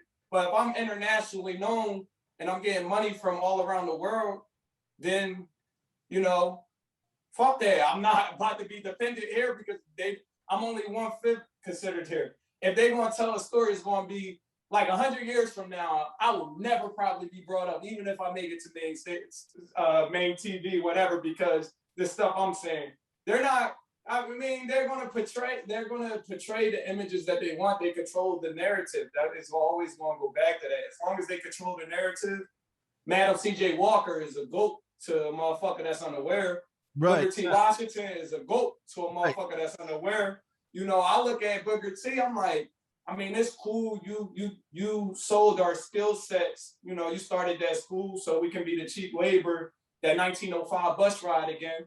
Booker T was a great advocate for that. He was aligned, working with him, like doing everything in terms of that. But it was just like, it was needed then. That's why, like, I'm not mad. But it was also individuals at the time, like, nah, bro, we not doing it. But it's just like how you look at it, and then it's like, was it for the best interest of those people? Because he basically became the top of the pyramid. We doing a pyramid scheme. He became a pyramid. Everybody labor, everybody getting student loans and stuff like that. And those loans is just, black women the most educated, but they carry the most student loan debt. They the 80% winners in a household, and they getting all this debt. They just, 100K, 150, 200K in student loan debt. Then they get a job, for instance. They pay Black women decent. I set in some staffing agency calls because we got a Black staffing company, Platinum agency, Quasi is CEO, like we're partners. And Citibank, JP Morgan, they talking crazy. Like I wish I was lying. Like they oh, we only want y'all Black women directly. I'm sitting on the call. It's a bunch of organizations in this room, and I'm like, what the fuck? Like, yo, I hung up the phone. I'm like, man, if you don't respect me, I'm not fucking working for you. Right. Like, and then it's just like, yo, these is the world leading financial institutions, like stating like, we only gonna hire y'all Black women. I'm working at JP Morgan. This one I fucking quit because I'm always gonna have an exit plan for everybody. I'll let that be known because I don't let nobody disrespect me. Jamie Dimon, world leader financial. This motherfucker's guy, Jamie Dimon. I mean, he funded Obama, Trump. He put funds up for their shit, but that's another story. But Jamie Dimon, I'm sitting there. It's Employee Appreciation Week. This is 2017 Employee Appreciation Week.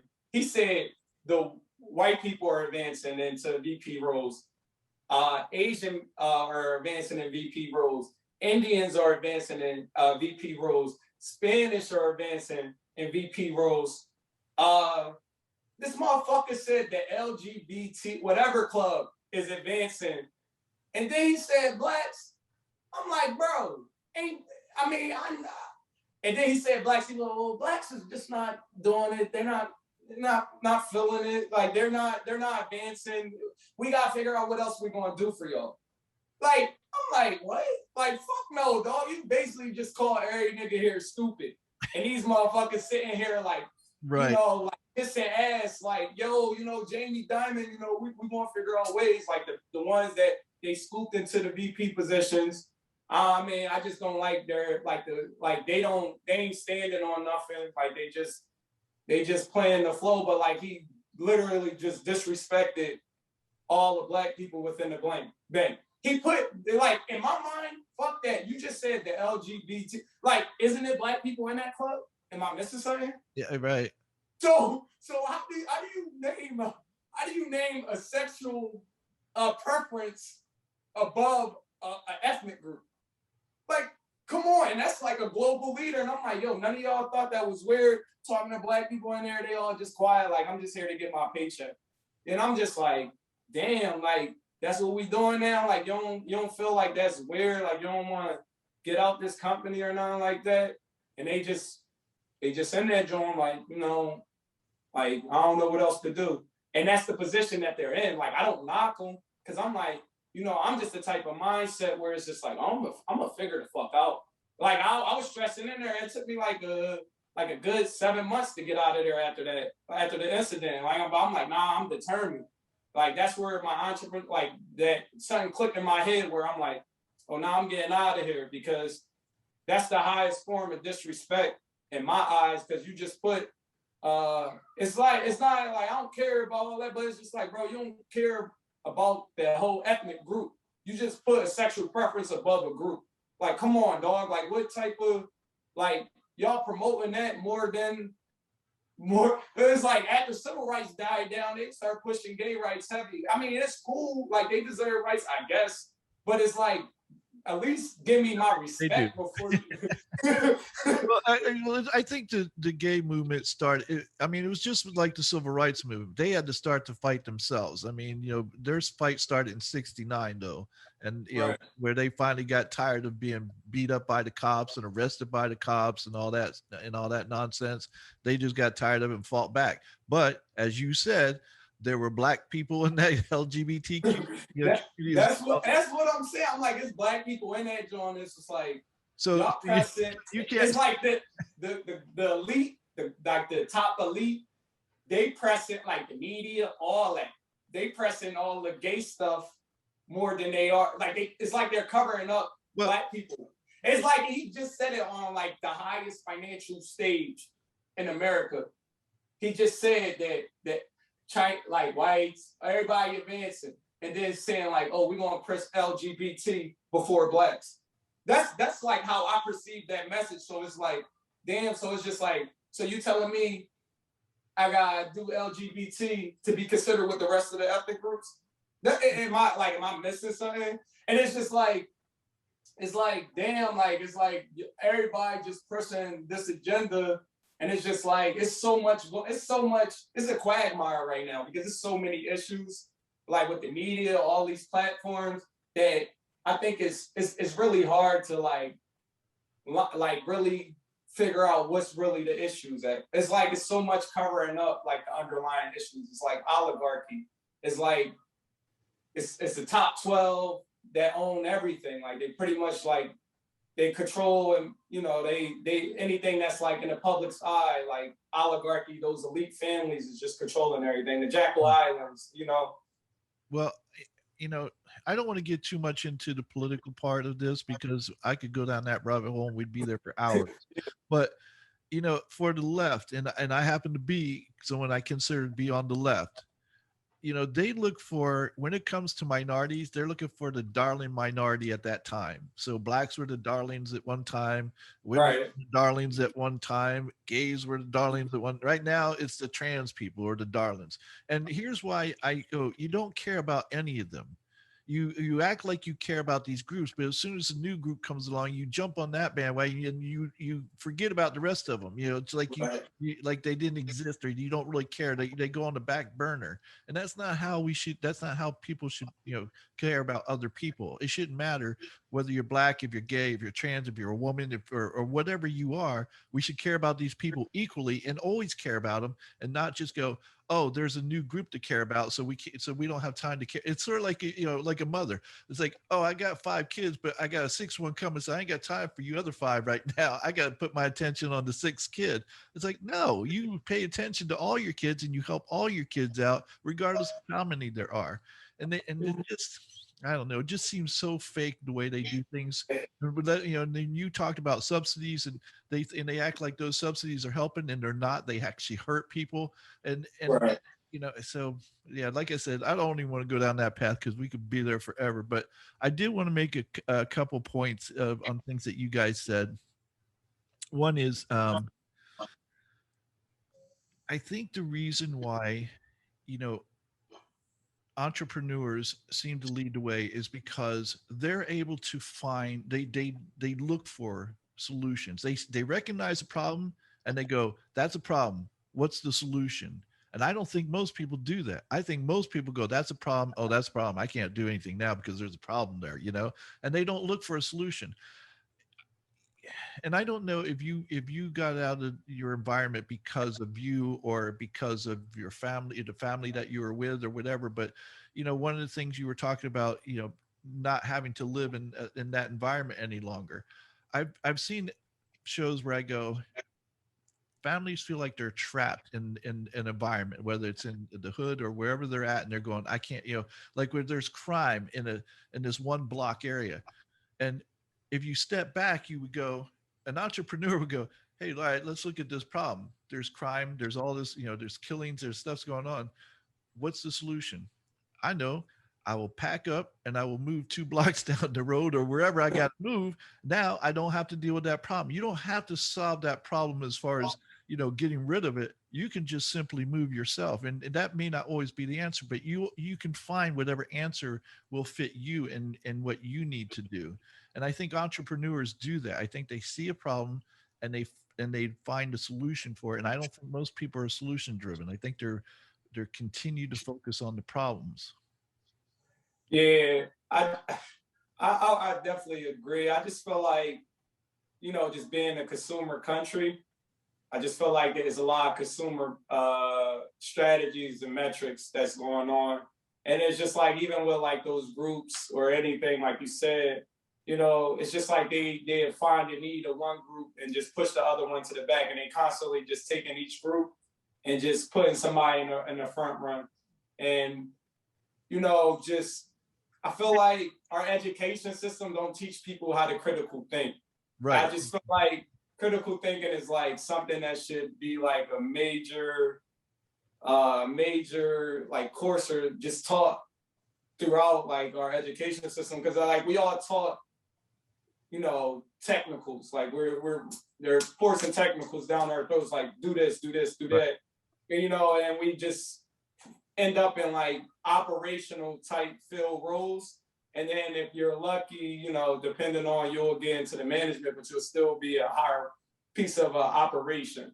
And I just feel like I just feel like critical thinking, without critical thinking, you're going to be fear based because you don't think outside the box. And when people don't think outside the box, their thoughts take over, and then they run into fear tactics and the inferior pieces of themselves, and then just do anything that, you know, help them keep some type of like some type of comfort, like in their lifestyle. Right. Well, and and that was the whole reason why I brought up about the, you know, all the things that go on as far as you know, the obstacles that are placed in front of people, and blacks in particular. It's like you guys saw the same obstacles that other people see, and yet you go, I'm finding a way over, under, around, or through that damn obstacle, but I'm not going to let that hold me back. And again, I think it's because of your entrepreneurial mindsets that gives you that ability to do that. And I don't know that, again, I don't know that everybody has that within them. You know, Yeah. maybe they, Now I talk to so uh, many people who feel like they can't get themselves out of a situation, and it right. is not that you can; it's really your mindset that's stopping you from moving out of that situation. And just me being a numbers guy, I'm just like, I'm like, well, what's the worst situation? Like, what's really bad? Like, we don't live in a third world country. Like like my dad's side's from Jamaica. That's like third world. Like all my family's from Jamaica, and I just have a bunch of foreign friends that came from third world countries where they have less than nothing. Like we took a trip to Mexico. We saw people living in Worse than what we the were. size of this. Our room only like 500 square feet, and this is their house for the whole And family. sticks and Yeah, like we drove. but their families are out there grinding. So I just look at people in America. It's like they're forcing us to be a consumer. It's like, ask yourself, why do they want you to be a consumer? Right. Start there. Like, why do they want me to be a consumer? And then when you really think about it, if you make $35,000 a year in America, you're in the 1% of the world. That's why I keep preaching at international. You're in the 1% of the world. And then you go around the world, people are only making $2.50 a day average. We're from all those poor, like all these different countries. So like when you look at it from that perspective, and then you can start anywhere here, you know, and you be like, well, if I make 35K, you can make that like McDonald's or something, you know, like, I mean, 20, well, no, not McDonald's, but like, you know what I'm saying? Like get a decent like job, you can make 35K, you're in the 1% of the world. Just start thinking more international with it. Like, where else would you want to go? And you can be from Section 8, you can be from poverty, you can be the suburb. It's just like you make a 35K, 65K, you know, you got an advantage over the world. So why wouldn't you take grasp of that? So you make a great point, and I'd like to say two things about that. One is, you know, when you look on Facebook in particular, everybody's bitching, everybody, and I go, not only not only Yeah, I don't have are you Facebook. bitching about Yeah. first world problems, you're bitching about what I call 1% of first world problems. Like you're complaining about the stupidest little things that everybody else in the world would look at you and go, "What is wrong with you?" Honestly, and the other thing is, it's like, you know, I'm very critical of this country because I love this country. And as I am with my family or my friends, I'm very critical on them as I am with myself. And why? Because I expect better from us. That's why. So Right. I understand, and I don't sugarcoat anything, and I go, these are problems that we have, but we are still the greatest country on this planet, and we have a system set up so that we can do better. Most systems in the world are not set up so that you can do better. It's like, that's the Right. way it is. If you don't like it, too bad, we'll squash you. That's simple.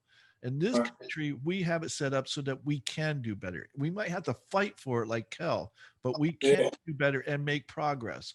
So why I recognize things like systemic racism, because it exists, and people who don't think it exists I can show it to you. I mean, I can show you firsthand. So just ask me, and I'll promise you, I'll show you firsthand. I've experienced not from my from from being white, but from being with my friends who were black and being there while it was happening in front of my eyes and watching it happen.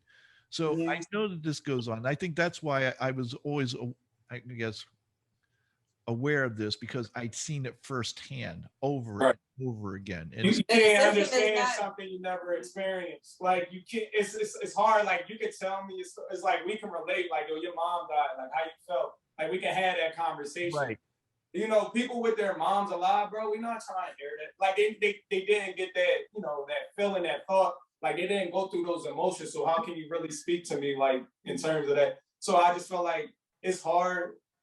It's like I was in Section 8. I mean, I've been in middle class. Like I'm upper middle class now, technically, like by the right, numbers. And it's like I've been through all these environments, and I can tell you and relate to each one because I experienced all that. I can't tell you anything about like the global 1%, like the richest people.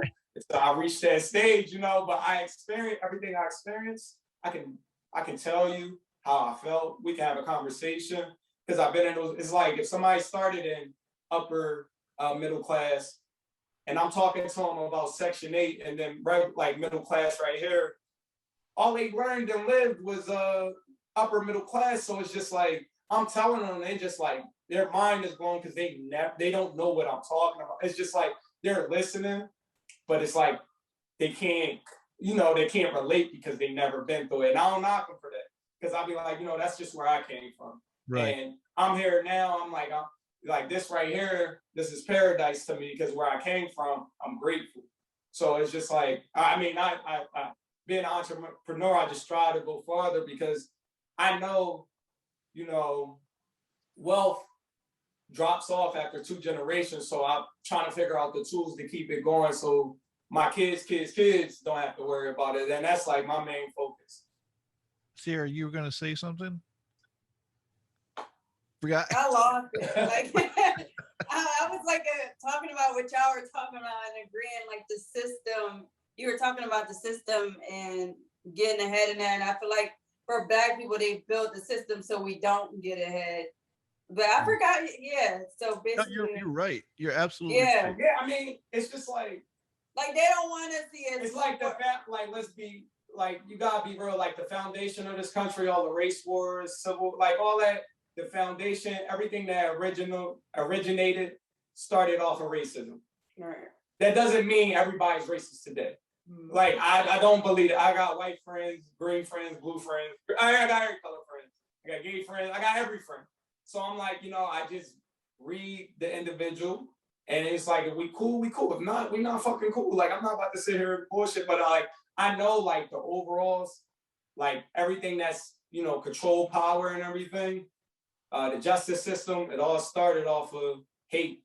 Right. What do they call that system when you're in school for Black people when you either gonna go to jail, die? What's that system called again? What the John they taught us in elementary school? Yeah, they even told us. Listen, they told us in school, and I don't know if this is just in Black schools, but they gave us a system that we had to learn about. They was like, you either gonna go to jail, die, or something. And I forgot the name of the system, but this is what we were taught too. So it's not this system is not this system is not built for us to move forward. We either gonna die or be in jail. That's what they told us. For the Black people who made it out of that system and showed them that that's not the box I'm gonna be in, I'm happy for them because a lot of people do fall in that system. Like we have cousins who fell into that system or died, so not everyone makes it out. I mean, they just tell us, it's like, you're going to get, they're just honest about the environment. And they tell like kids, the Black teachers. And they tell kids, they like, either you're going to stay in school, you go out in that environment, you're going to die, go to jail, you're going to end up stealing, you're going, like, drug addiction. I don't think we talk about that enough of what they teach. Our Black teachers tell us this. Yeah, they tell us the problems within the environment. Like, I went to one friend, it's like, some classes was like, some professors was just, some teachers was just real. I remember it's the same thing, apartheid, slavery, civil rights, and then real life issues at the moment. That's pretty much the education system for Blacks from elementary school. That's what we start understanding all the way up through college. But You know, they did have a positive um, position, right? Like they did say you're either going to die, you're going to do drugs, you're going to go to jail, or you're going to stay in school and you're going to make something of yourself. Did they? Yeah, yeah, you do Okay. have, yeah. It's yeah. not all negative. Oh, nah, bro.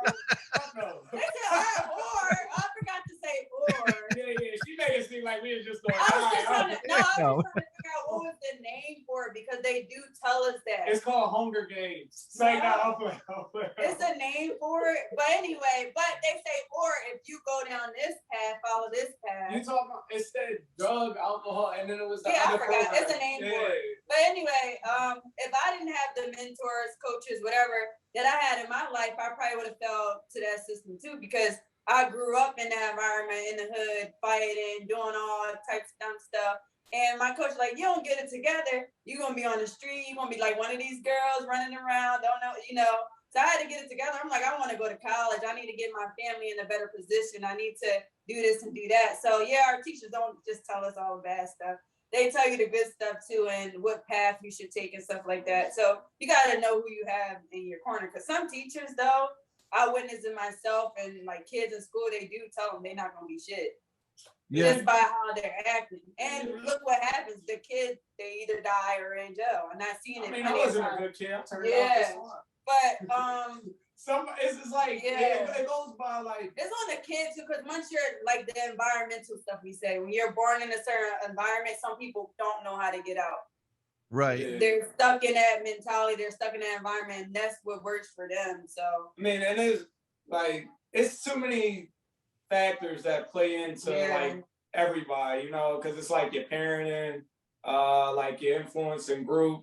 Just the environment, and then it's just like some parents who act just like their kid, and I'm just like, dang. I know kids maturer than their parents. Yeah, like I've seen that. Well, it's funny because there are kids like that. There have parents who are irresponsible, and all the kids will grow up irresponsible except one, and that one kid will be the most responsible person throughout their whole life because they're like, there you go. It's like just because you my parent doesn't mean I gotta agree with everything that you're doing. Like, yeah, I see the mistakes you making and stuff like that. You watch up and look at your parents. Like I looked at my mom and how she was with her kids. I'm like, I don't want to be nothing like that. Like you're not a figure to me that I want to look up to. So it's like I want to be better than you. Like I'm glad that she taught me what not to be. So not everybody wants to be like their parents. Like you said, it's always that one kid who's just like, this ain't for me. Like I gotta do better than this. So it's like, yeah.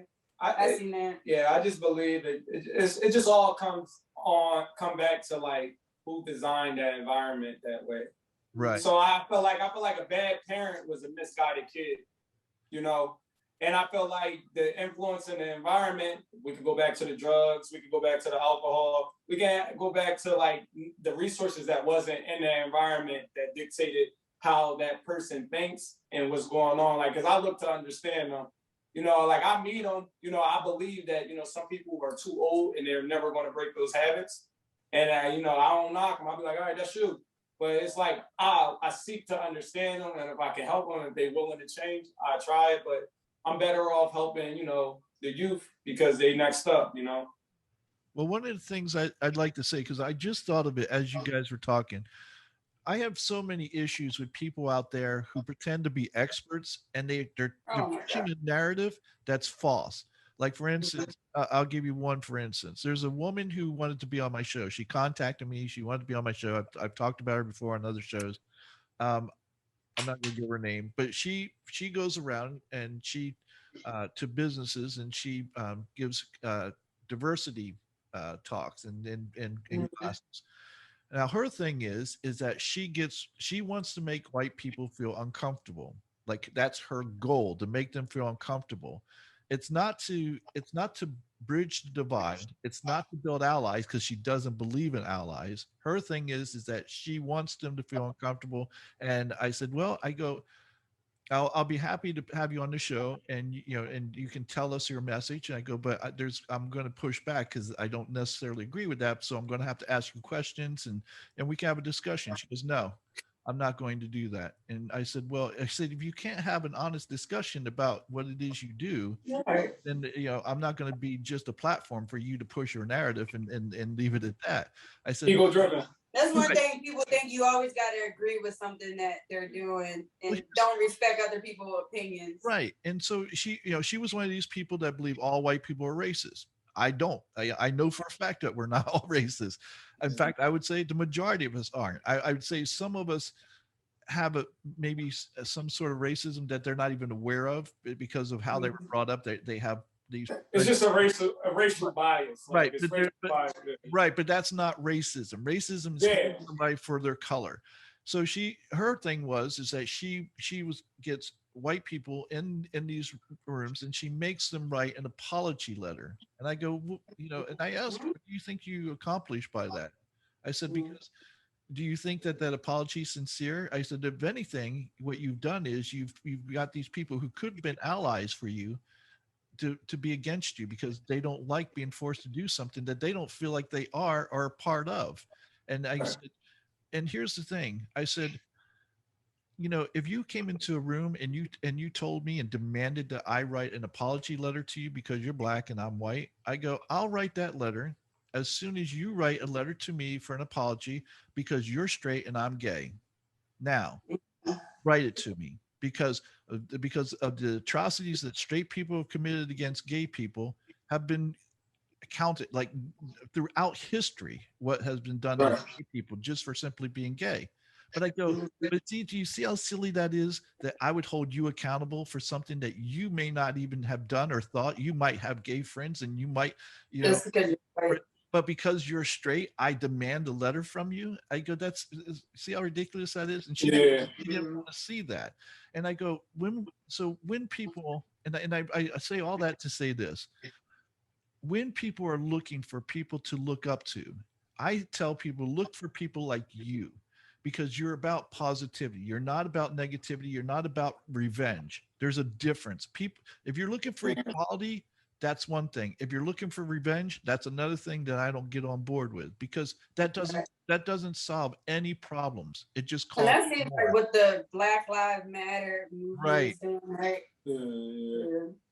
Yeah, So, and that's the thing is that some of these messages they're good to start off with, and they get hijacked by by whoever, and they start this false narrative, and they start pushing things that just it creates more negativity, creates more problems. And I go, and why would you want to be on board with something like that? And it doesn't matter what it is, Antifa, Black Lives Matters, the Proud Boy, all those groups, if they're not doing things that are positive to help find solutions to the problems, and all they're doing is creating more problems, then I go, I don't want to be Quagmire. It's going to be more problems. right, So, exactly. yeah, that's why I keep saying it's going to keep in quagmire. Because some people it's like some people look at the system, like understand the system, and then they have reflected. You know, I started Dream Again, and my mission statement was like, I'm going to utilize the system tools to help rebuild the value communities and individuals. You know, communities can be any community, individuals can be any individual that feel devalued. And I feel like that is powerful in itself because I know like the system is ran like racism is economics, system was made like that, it's different things, but it is oligarchy as well because it's like, you got your top elite that controls everything that's playing with the $1 trillion deficit right now. So I know like they don't like not everybody has that same fair treatment. It doesn't matter the color of your skin is green at that point when you take it to that level. And the content of people character, something Martin used to preach, that's big. Like you gotta really look at each individual and just be like, well, if you never did anything wrong to me, I'm never gonna do nothing wrong to you. And it comes down to that. It's individual wars. It's like you have to really go and meet and shake hands with every individual and really learn how they think, how they feel before you can cast judgment. I'm not judging nobody. I don't know you, so how can I say? Right. Until we have conversations and we meet each other, it take time to meet every individual and learn like people's perspective on lives and just like what they grew up and what they believe, their culture in itself. And I feel like some individuals that take a broad, like take the bigger picture and just start off small and keep applying it, and it could be wrong when they supposed to take, like, look at the bigger picture solutions. And like that situation right there, she sound ego driven because she's putting more problems in it. She's putting more problems. Like anybody that's adding on to the problem, you ego driven. It's like obviously the people that started it just got those Raven fans and everything, and then y'all just push that bullshit even more. And it got to be individuals that's purpose driven, looking at the bigger picture to put a better light out there, and they get the Raven fans, and then that's going to be the brand, or that's going to be those individual brands, those individuals that's building going to be the spotlight because they're putting the positivity out. You know, ego driven. I mean, they both strong, but it's just like you gotta read that person, read those people, and understand like our, you know, how can it's like our align, like do we align, and like if not, like how that interdependent relationship going to turn out, you know.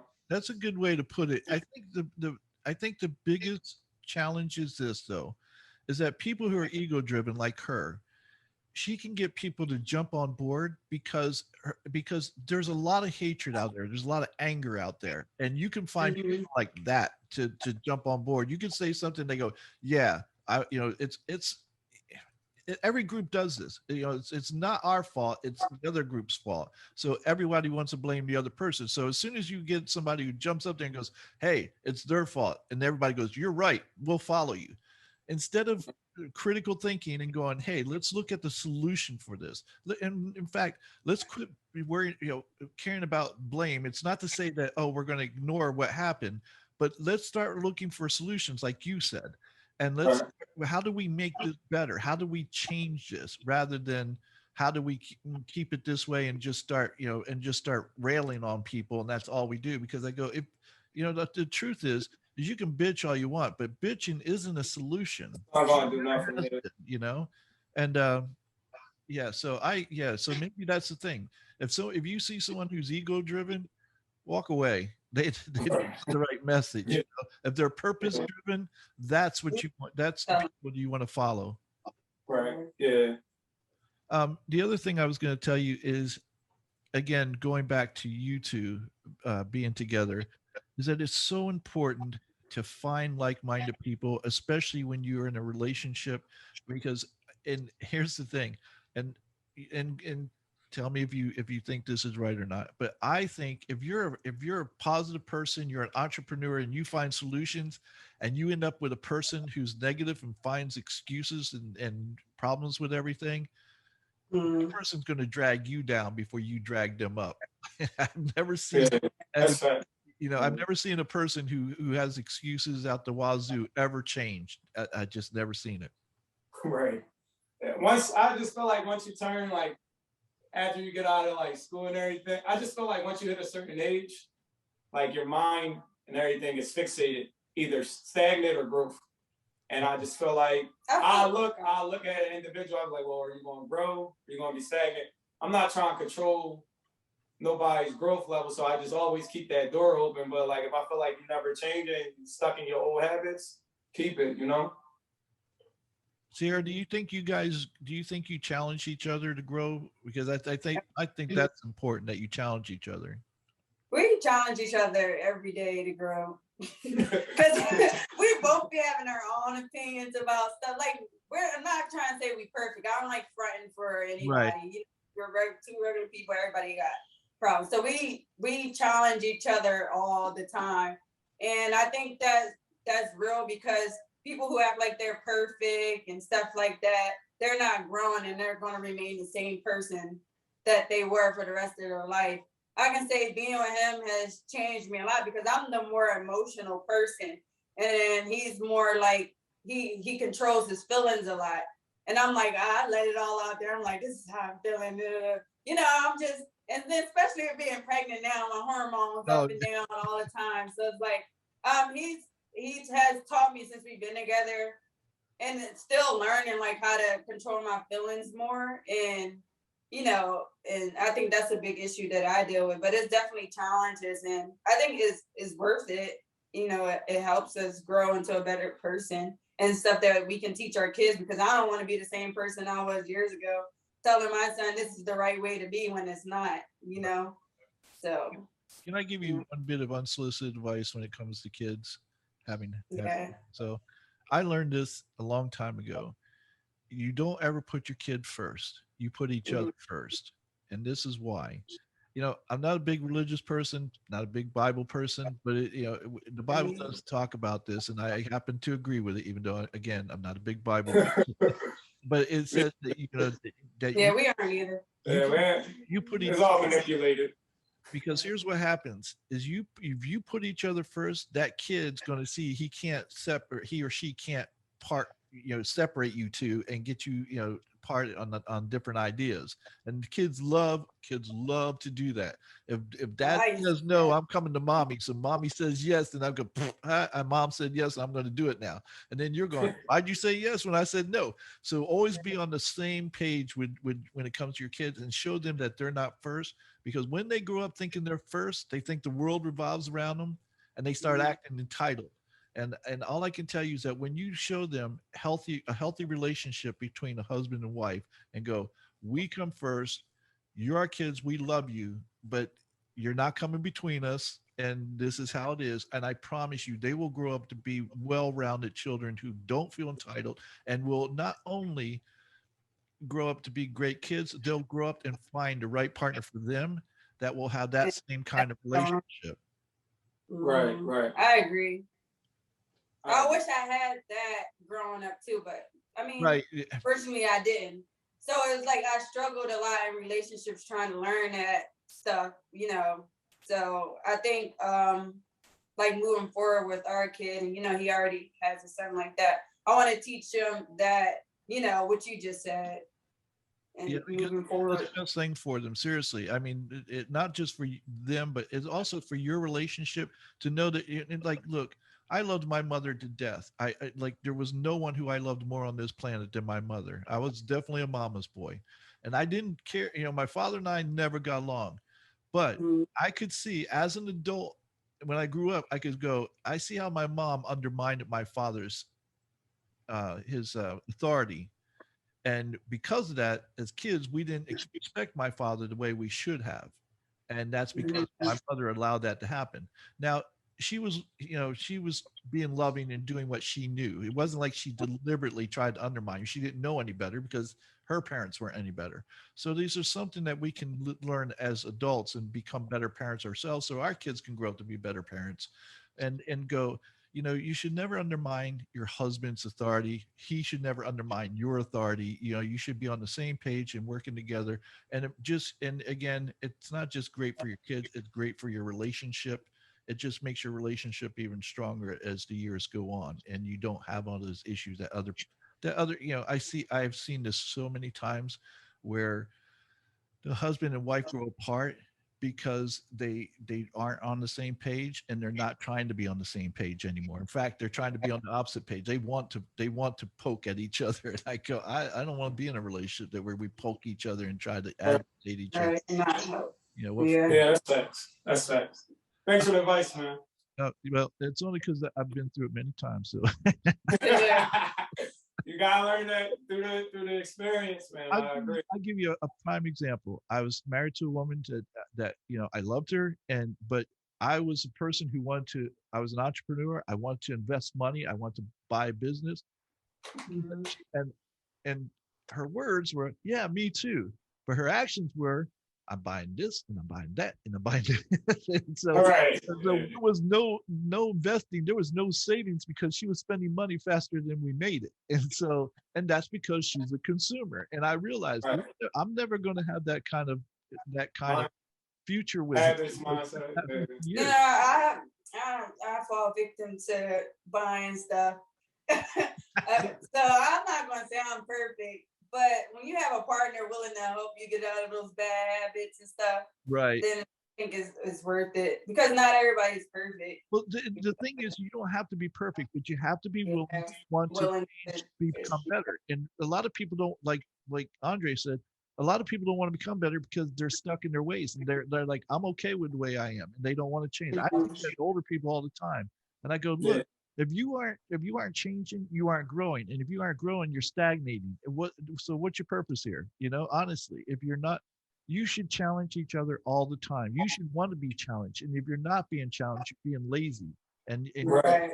and your growth is stopped. So I go, what kind of, like, I can't imagine living life with having not grown even in a year. Because imagine, and you see this too, I'm sure, imagine you get out of high school and maybe college, and you see people that you saw, in high school, and then 10, 15, 20 years later, they act exactly the same way they did in high school. Same Oh thing. my God, You yeah. had no growth whatsoever. What happened to you? I had to cut a couple people off because of that. I'm like, dang, he's still the same person he was in Right? high That's Yeah. school. not, that's not a good thing. That's the thing. Right. That's why I said challenge each other, because in a relationship, you don't ever want one partner growing faster than the other. You want to grow together, because if one grows and the other one doesn't, then you start having a separation there. So you want to Right. push each other. You want to push each other, make sure you're both growing at the same rate, so that you're always together like that, in the same mindset.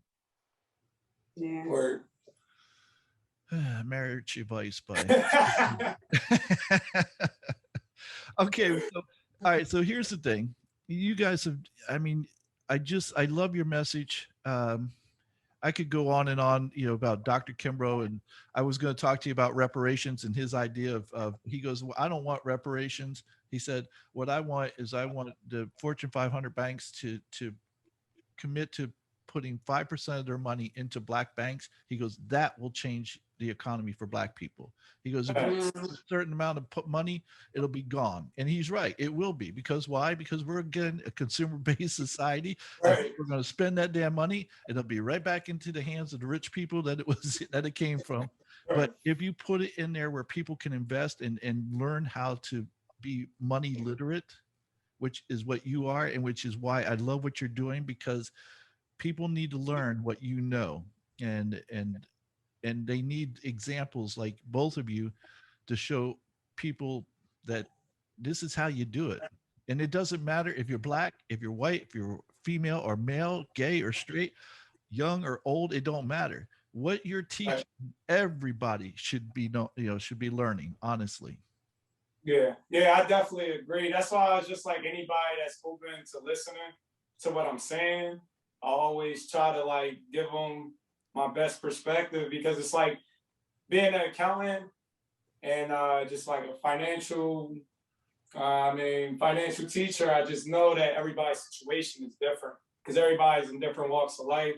They consume different, their spending habits different. So that's why it's like me being an accountant, I really got to understand that individual from that independent, dependent, purpose, ego driven, and then teach them the different income streams and just learning like how they just view life because the way you view life, because money is nothing but a pattern of your habits. Like if I read your habits, I can tell if you got money or not.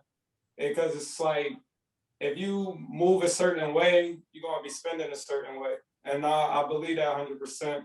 It's like money is habits, and then things that was just taught, and a lot of people spend their money through their habits, and a lot of people don't have good habits. So it's Right. just that.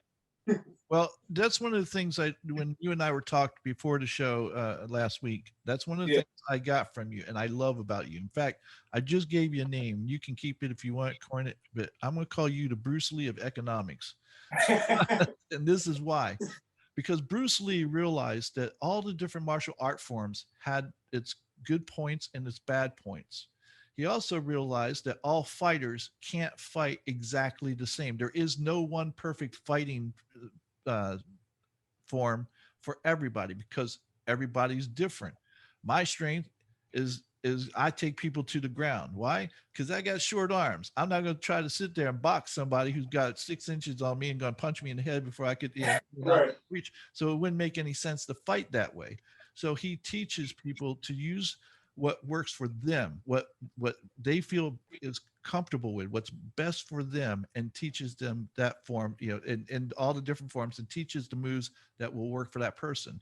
You do the same thing. You find people's comfort zones, like where am I comfortable investing? How am I willing to invest? And you take that person's psyche, if you will, and you Yeah. figure out what works best for them instead of going, oh, well, you should invest this amount in real estate, this amount in, in stocks. Yeah, like I hate when people try to force what they do on you. You know, because it's like I could just be like, no, do this, do that, and it's not really what you want to do. So I'm like more of like, well, do you like? I teach you. You can swing trade, you can small cap, you can invest long term. Like, what are you really comfortable with? I like to really understand the individual because if I'm not enforcing the way that I'm doing it every day, then it's like they're gonna stop doing it, you know. Not So, everyone is like you. so it's just like it's better off just like learning your habits. Like, what do you like? Like, what do you like buying? Because it's like I teach how to trade stocks, but I'm more of like an accountant, you know, like taxes. So it's just like I'm like, well, what's your spending habits? It's just like, well, if you, all right, say if you spend Mine is closed. say if you spend like $500 a month, like $500 every 2 weeks on grocery, you know, I just be like, well, if you take $100 of this, you know, put in a 529, put in the HSA, you just open up the education and health expenses, 100% tax write-off. You know, you can open up like stuff like that, and I just be like, well, if you like long term, I try to teach people to build their foundation first. Build your long term foundation. The get rich scheme thing, it's not real. Like, bro, I don't know. It's like some people get lucky, but Right. if you look up the odds of that, it's like what, like 0.07%. Like, just look. I just tell people like, if you go on, like, what's the odds of this? What's the odds of that? Like, Google that. If you go on Google your friend. Look up the odds. What's the odds of being a professional athlete? I don't know. It's like what, like 5-10%. So you in good odds in your space. So like, it's just like, all right, you got your space. You know, open up the rest of these schedules. Start building on a different of these schedules. So once you're done with track, you know, you can free yourself up. You got a podcast. So I'm looking like, all right, you got a podcast. Try to figure out where to like what's your habits like. So I'm like, you know, like what do you do on a weekly basis? People don't even know what I'm doing when I'm asking them that common question. I'm like, what do you do on a weekly basis? They tell me, you know, I go to work and stuff like this. I'm like, oh, you go on the weekends? I'm like, where you go? I might come out and meet with you. I don't have no intentions. I just want to see how they spend their money. And then I just look up the places that they're spending their money at. And I'm like, ooh, the drinks here, $20. You bought, I know damn well you bought 10 drinks here. So it's funny because I'm their accountant, so I'm on Instagram. I see them partying and shit. I mean, sometimes I go because they my friends too. But I'll be like, bro, you just dropped the bag. And I text them just fucking with them. I'm like, yo, you just dropped the bag, bro. You could have put, you know, 20% of that in your Roth IRA. It's tax free. You can pass it on generation to generation. So I'm like, Yeah. I just study, like, I like studying people's habits because, like, once you understand people, you can help them financially. You can help them psychologically. So understanding is like one of the biggest things in building your financial foundation. Because if I don't understand you, how can I help you? You know? Right. You know, you do exactly what I do, which is I'm a personal trainer. And so I had one client going, I don't understand. I'm not losing any weight. I eat right. I'm eating this many calories a day and blah, blah, blah. And he goes, and I'm just not losing any weight. And I go, okay, let's go back over your Facebook here. I see at least Right. a dozen times that you ate out in the past 2 weeks, and you're going to tell me you ate right the whole time? Everything Right. right. Right. That's really how you gotta be, because it's just like, you know, people don't like it, but you gotta hold yourself accountable. I'm not even accountable 100% of the time, but it's like Right. 95%. I'm gonna tighten it up. That 5%, I'm not accountable. You know, I was slacking, but I accept that because 95% of the time I was accountable. All right, so here's what I'm going to say. I I just love you guys. Seriously, I love everything that you stand for. I love what you're doing. I love your message. I want to get this out there to as many people as possible because I consider all of my episodes pretty poignant and necessary, especially the ones like with Dr. Kimbrough or Dr. Lona, or people who have a particular message that people need to hear that most people are unaware of. But I just think what you guys have there resonates with the majority of people in this country, and they need to hear this. And so, what I want to do is this: you and I talked about me doing something with you, so I kind of want to put my money where my mouth is, and I want to work with you, and we're going to use your strategy of going, okay, what's Kurt like to do? What's he comfortable with? What is he looking for? Use the what's the word I'm looking for? The Blueprint. Yeah, I guess the blueprint. There's another word I'm looking for, but that you use the questions that you ask me, so you can come up with, okay, this is who Kurt is, and this is what he's okay with, and let's do that. So what I'm going to do is we're gonna sit down and we're gonna work something out, and then what I'd like to do is like maybe once a week say, okay, this is the money I invested, this is where I invested it, this is why I invested there, and you can say, well, because I asked Kurt these questions, this is what his answers told me, this is why we're going to do this, and this is and this is what how we're going to show growth in his money, or or whatever happens. So that way people can see firsthand that this stuff works. Okay. You have to take action. It doesn't like, you're not an entrepreneur because you came up with a great idea if you don't take action. Right. uh, Right. and so I'd love to do that, and I'd love to have people see, maybe like do a whatever you think would be good, 12 weeks or however many weeks to just show how Oh, things. like a growth. Okay. Yeah. Yeah. Yeah. Yeah. We could definitely do that. So and we'll do it like a separate episode, like maybe for 15-20 minutes once a week, and just show people where we're at, what happened, why it happened, and that kind of stuff, and kind of educate people as they go along watching and go, oh, okay, I understand that. Because I think that's the biggest fear, is like, because you said, both of you have said this, people don't do things because of fear. So if we Right. can eliminate some of that fear and go, look, because again, I'm going to tell you, there's a lot of people out there going to go, yeah, I love what he says, but I don't understand a damn bit of it because it's over my head. And so I'm not going to act on it because I don't understand. Yeah. And what the message I want to get across to those people is, look, he said a lot of stuff I don't understand either, but I'm going to put trust in his system That's because. why you ask questions and learn. Right, Yeah. exactly. And so that's why I kind of want to do the show, so that they can learn. And if they don't know, then they can go to your group and ask you questions and find the answer, Okay. that they're there. So with that being said, where can people find you? Like what's all your social medias, your links, your websites, anything that you have? Where can they find you? So if you go to find our social media, you can go on Orphan to Millionaire.com and scroll down, and you'll see both of our social medias on there.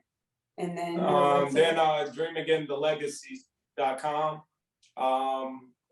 Is financial freedom tab is where we do all the financial synopsis. You can look at all the partnerships we have, see some of the returns that I have, some of the gains that I have. And then if you go on Dream Again the Legacy, on each page, it's a little icon that connects you to the social medias as well. Facebook, LinkedIn, Twitter. You just go on the page. There's a little icon at the top of each page under the top banner. Okay, great. And tell me you got some merch, because with that, I love that Dream Again. Tell me you got a shirt that says Dream Again on it. Oh yeah. Okay, We got a whole we both have merch. I just need to put more out there because I sold out of all my shirts. We got new designers and everything. We got like a team of 13 designing like shoes, shirts. He's currently working on like new logos. Yeah, new logos. So we're under development, like even with our cartoon and everything. So it's all coming. Like that Bell, try again. I put out some hats, and then that's he sold I bought them, man. But yeah, he was supporting me, but like I was like, oh, this is wrong. Like I'm saying, not everything is gonna work. Going back to that, I ain't tell her, but it was the time. It was the wrong season. I ain't tell her because I wanted her to learn. I was like, right, yeah. It's hats. If it was summertime, I wore like 100 hats, and they still sit down. So I'm like, dang, I felt discouraged. I was like, I ain't doing that again. But I also, like you said, it was the wrong season. So right now I'm trying to work on a clothing line with my cousin. Not going to tell you the idea I'm working with, but like I want to throw out I want to have my own clothing line soon. So Oh, nice. yeah. Very nice. Well, I'm going to tell you what, we're going to talk after this because I have, I want to get some shirts made up, and I've been looking for somebody who knows like a vendor and how to do it and all that good stuff because Mm. I'm helping out a foundation called the Rhino Orphanage, and Okay. they're over in South Africa. And basically, what they do is they take in baby rhinos whose mother was killed before it's horn. You know, that's Yeah. normal.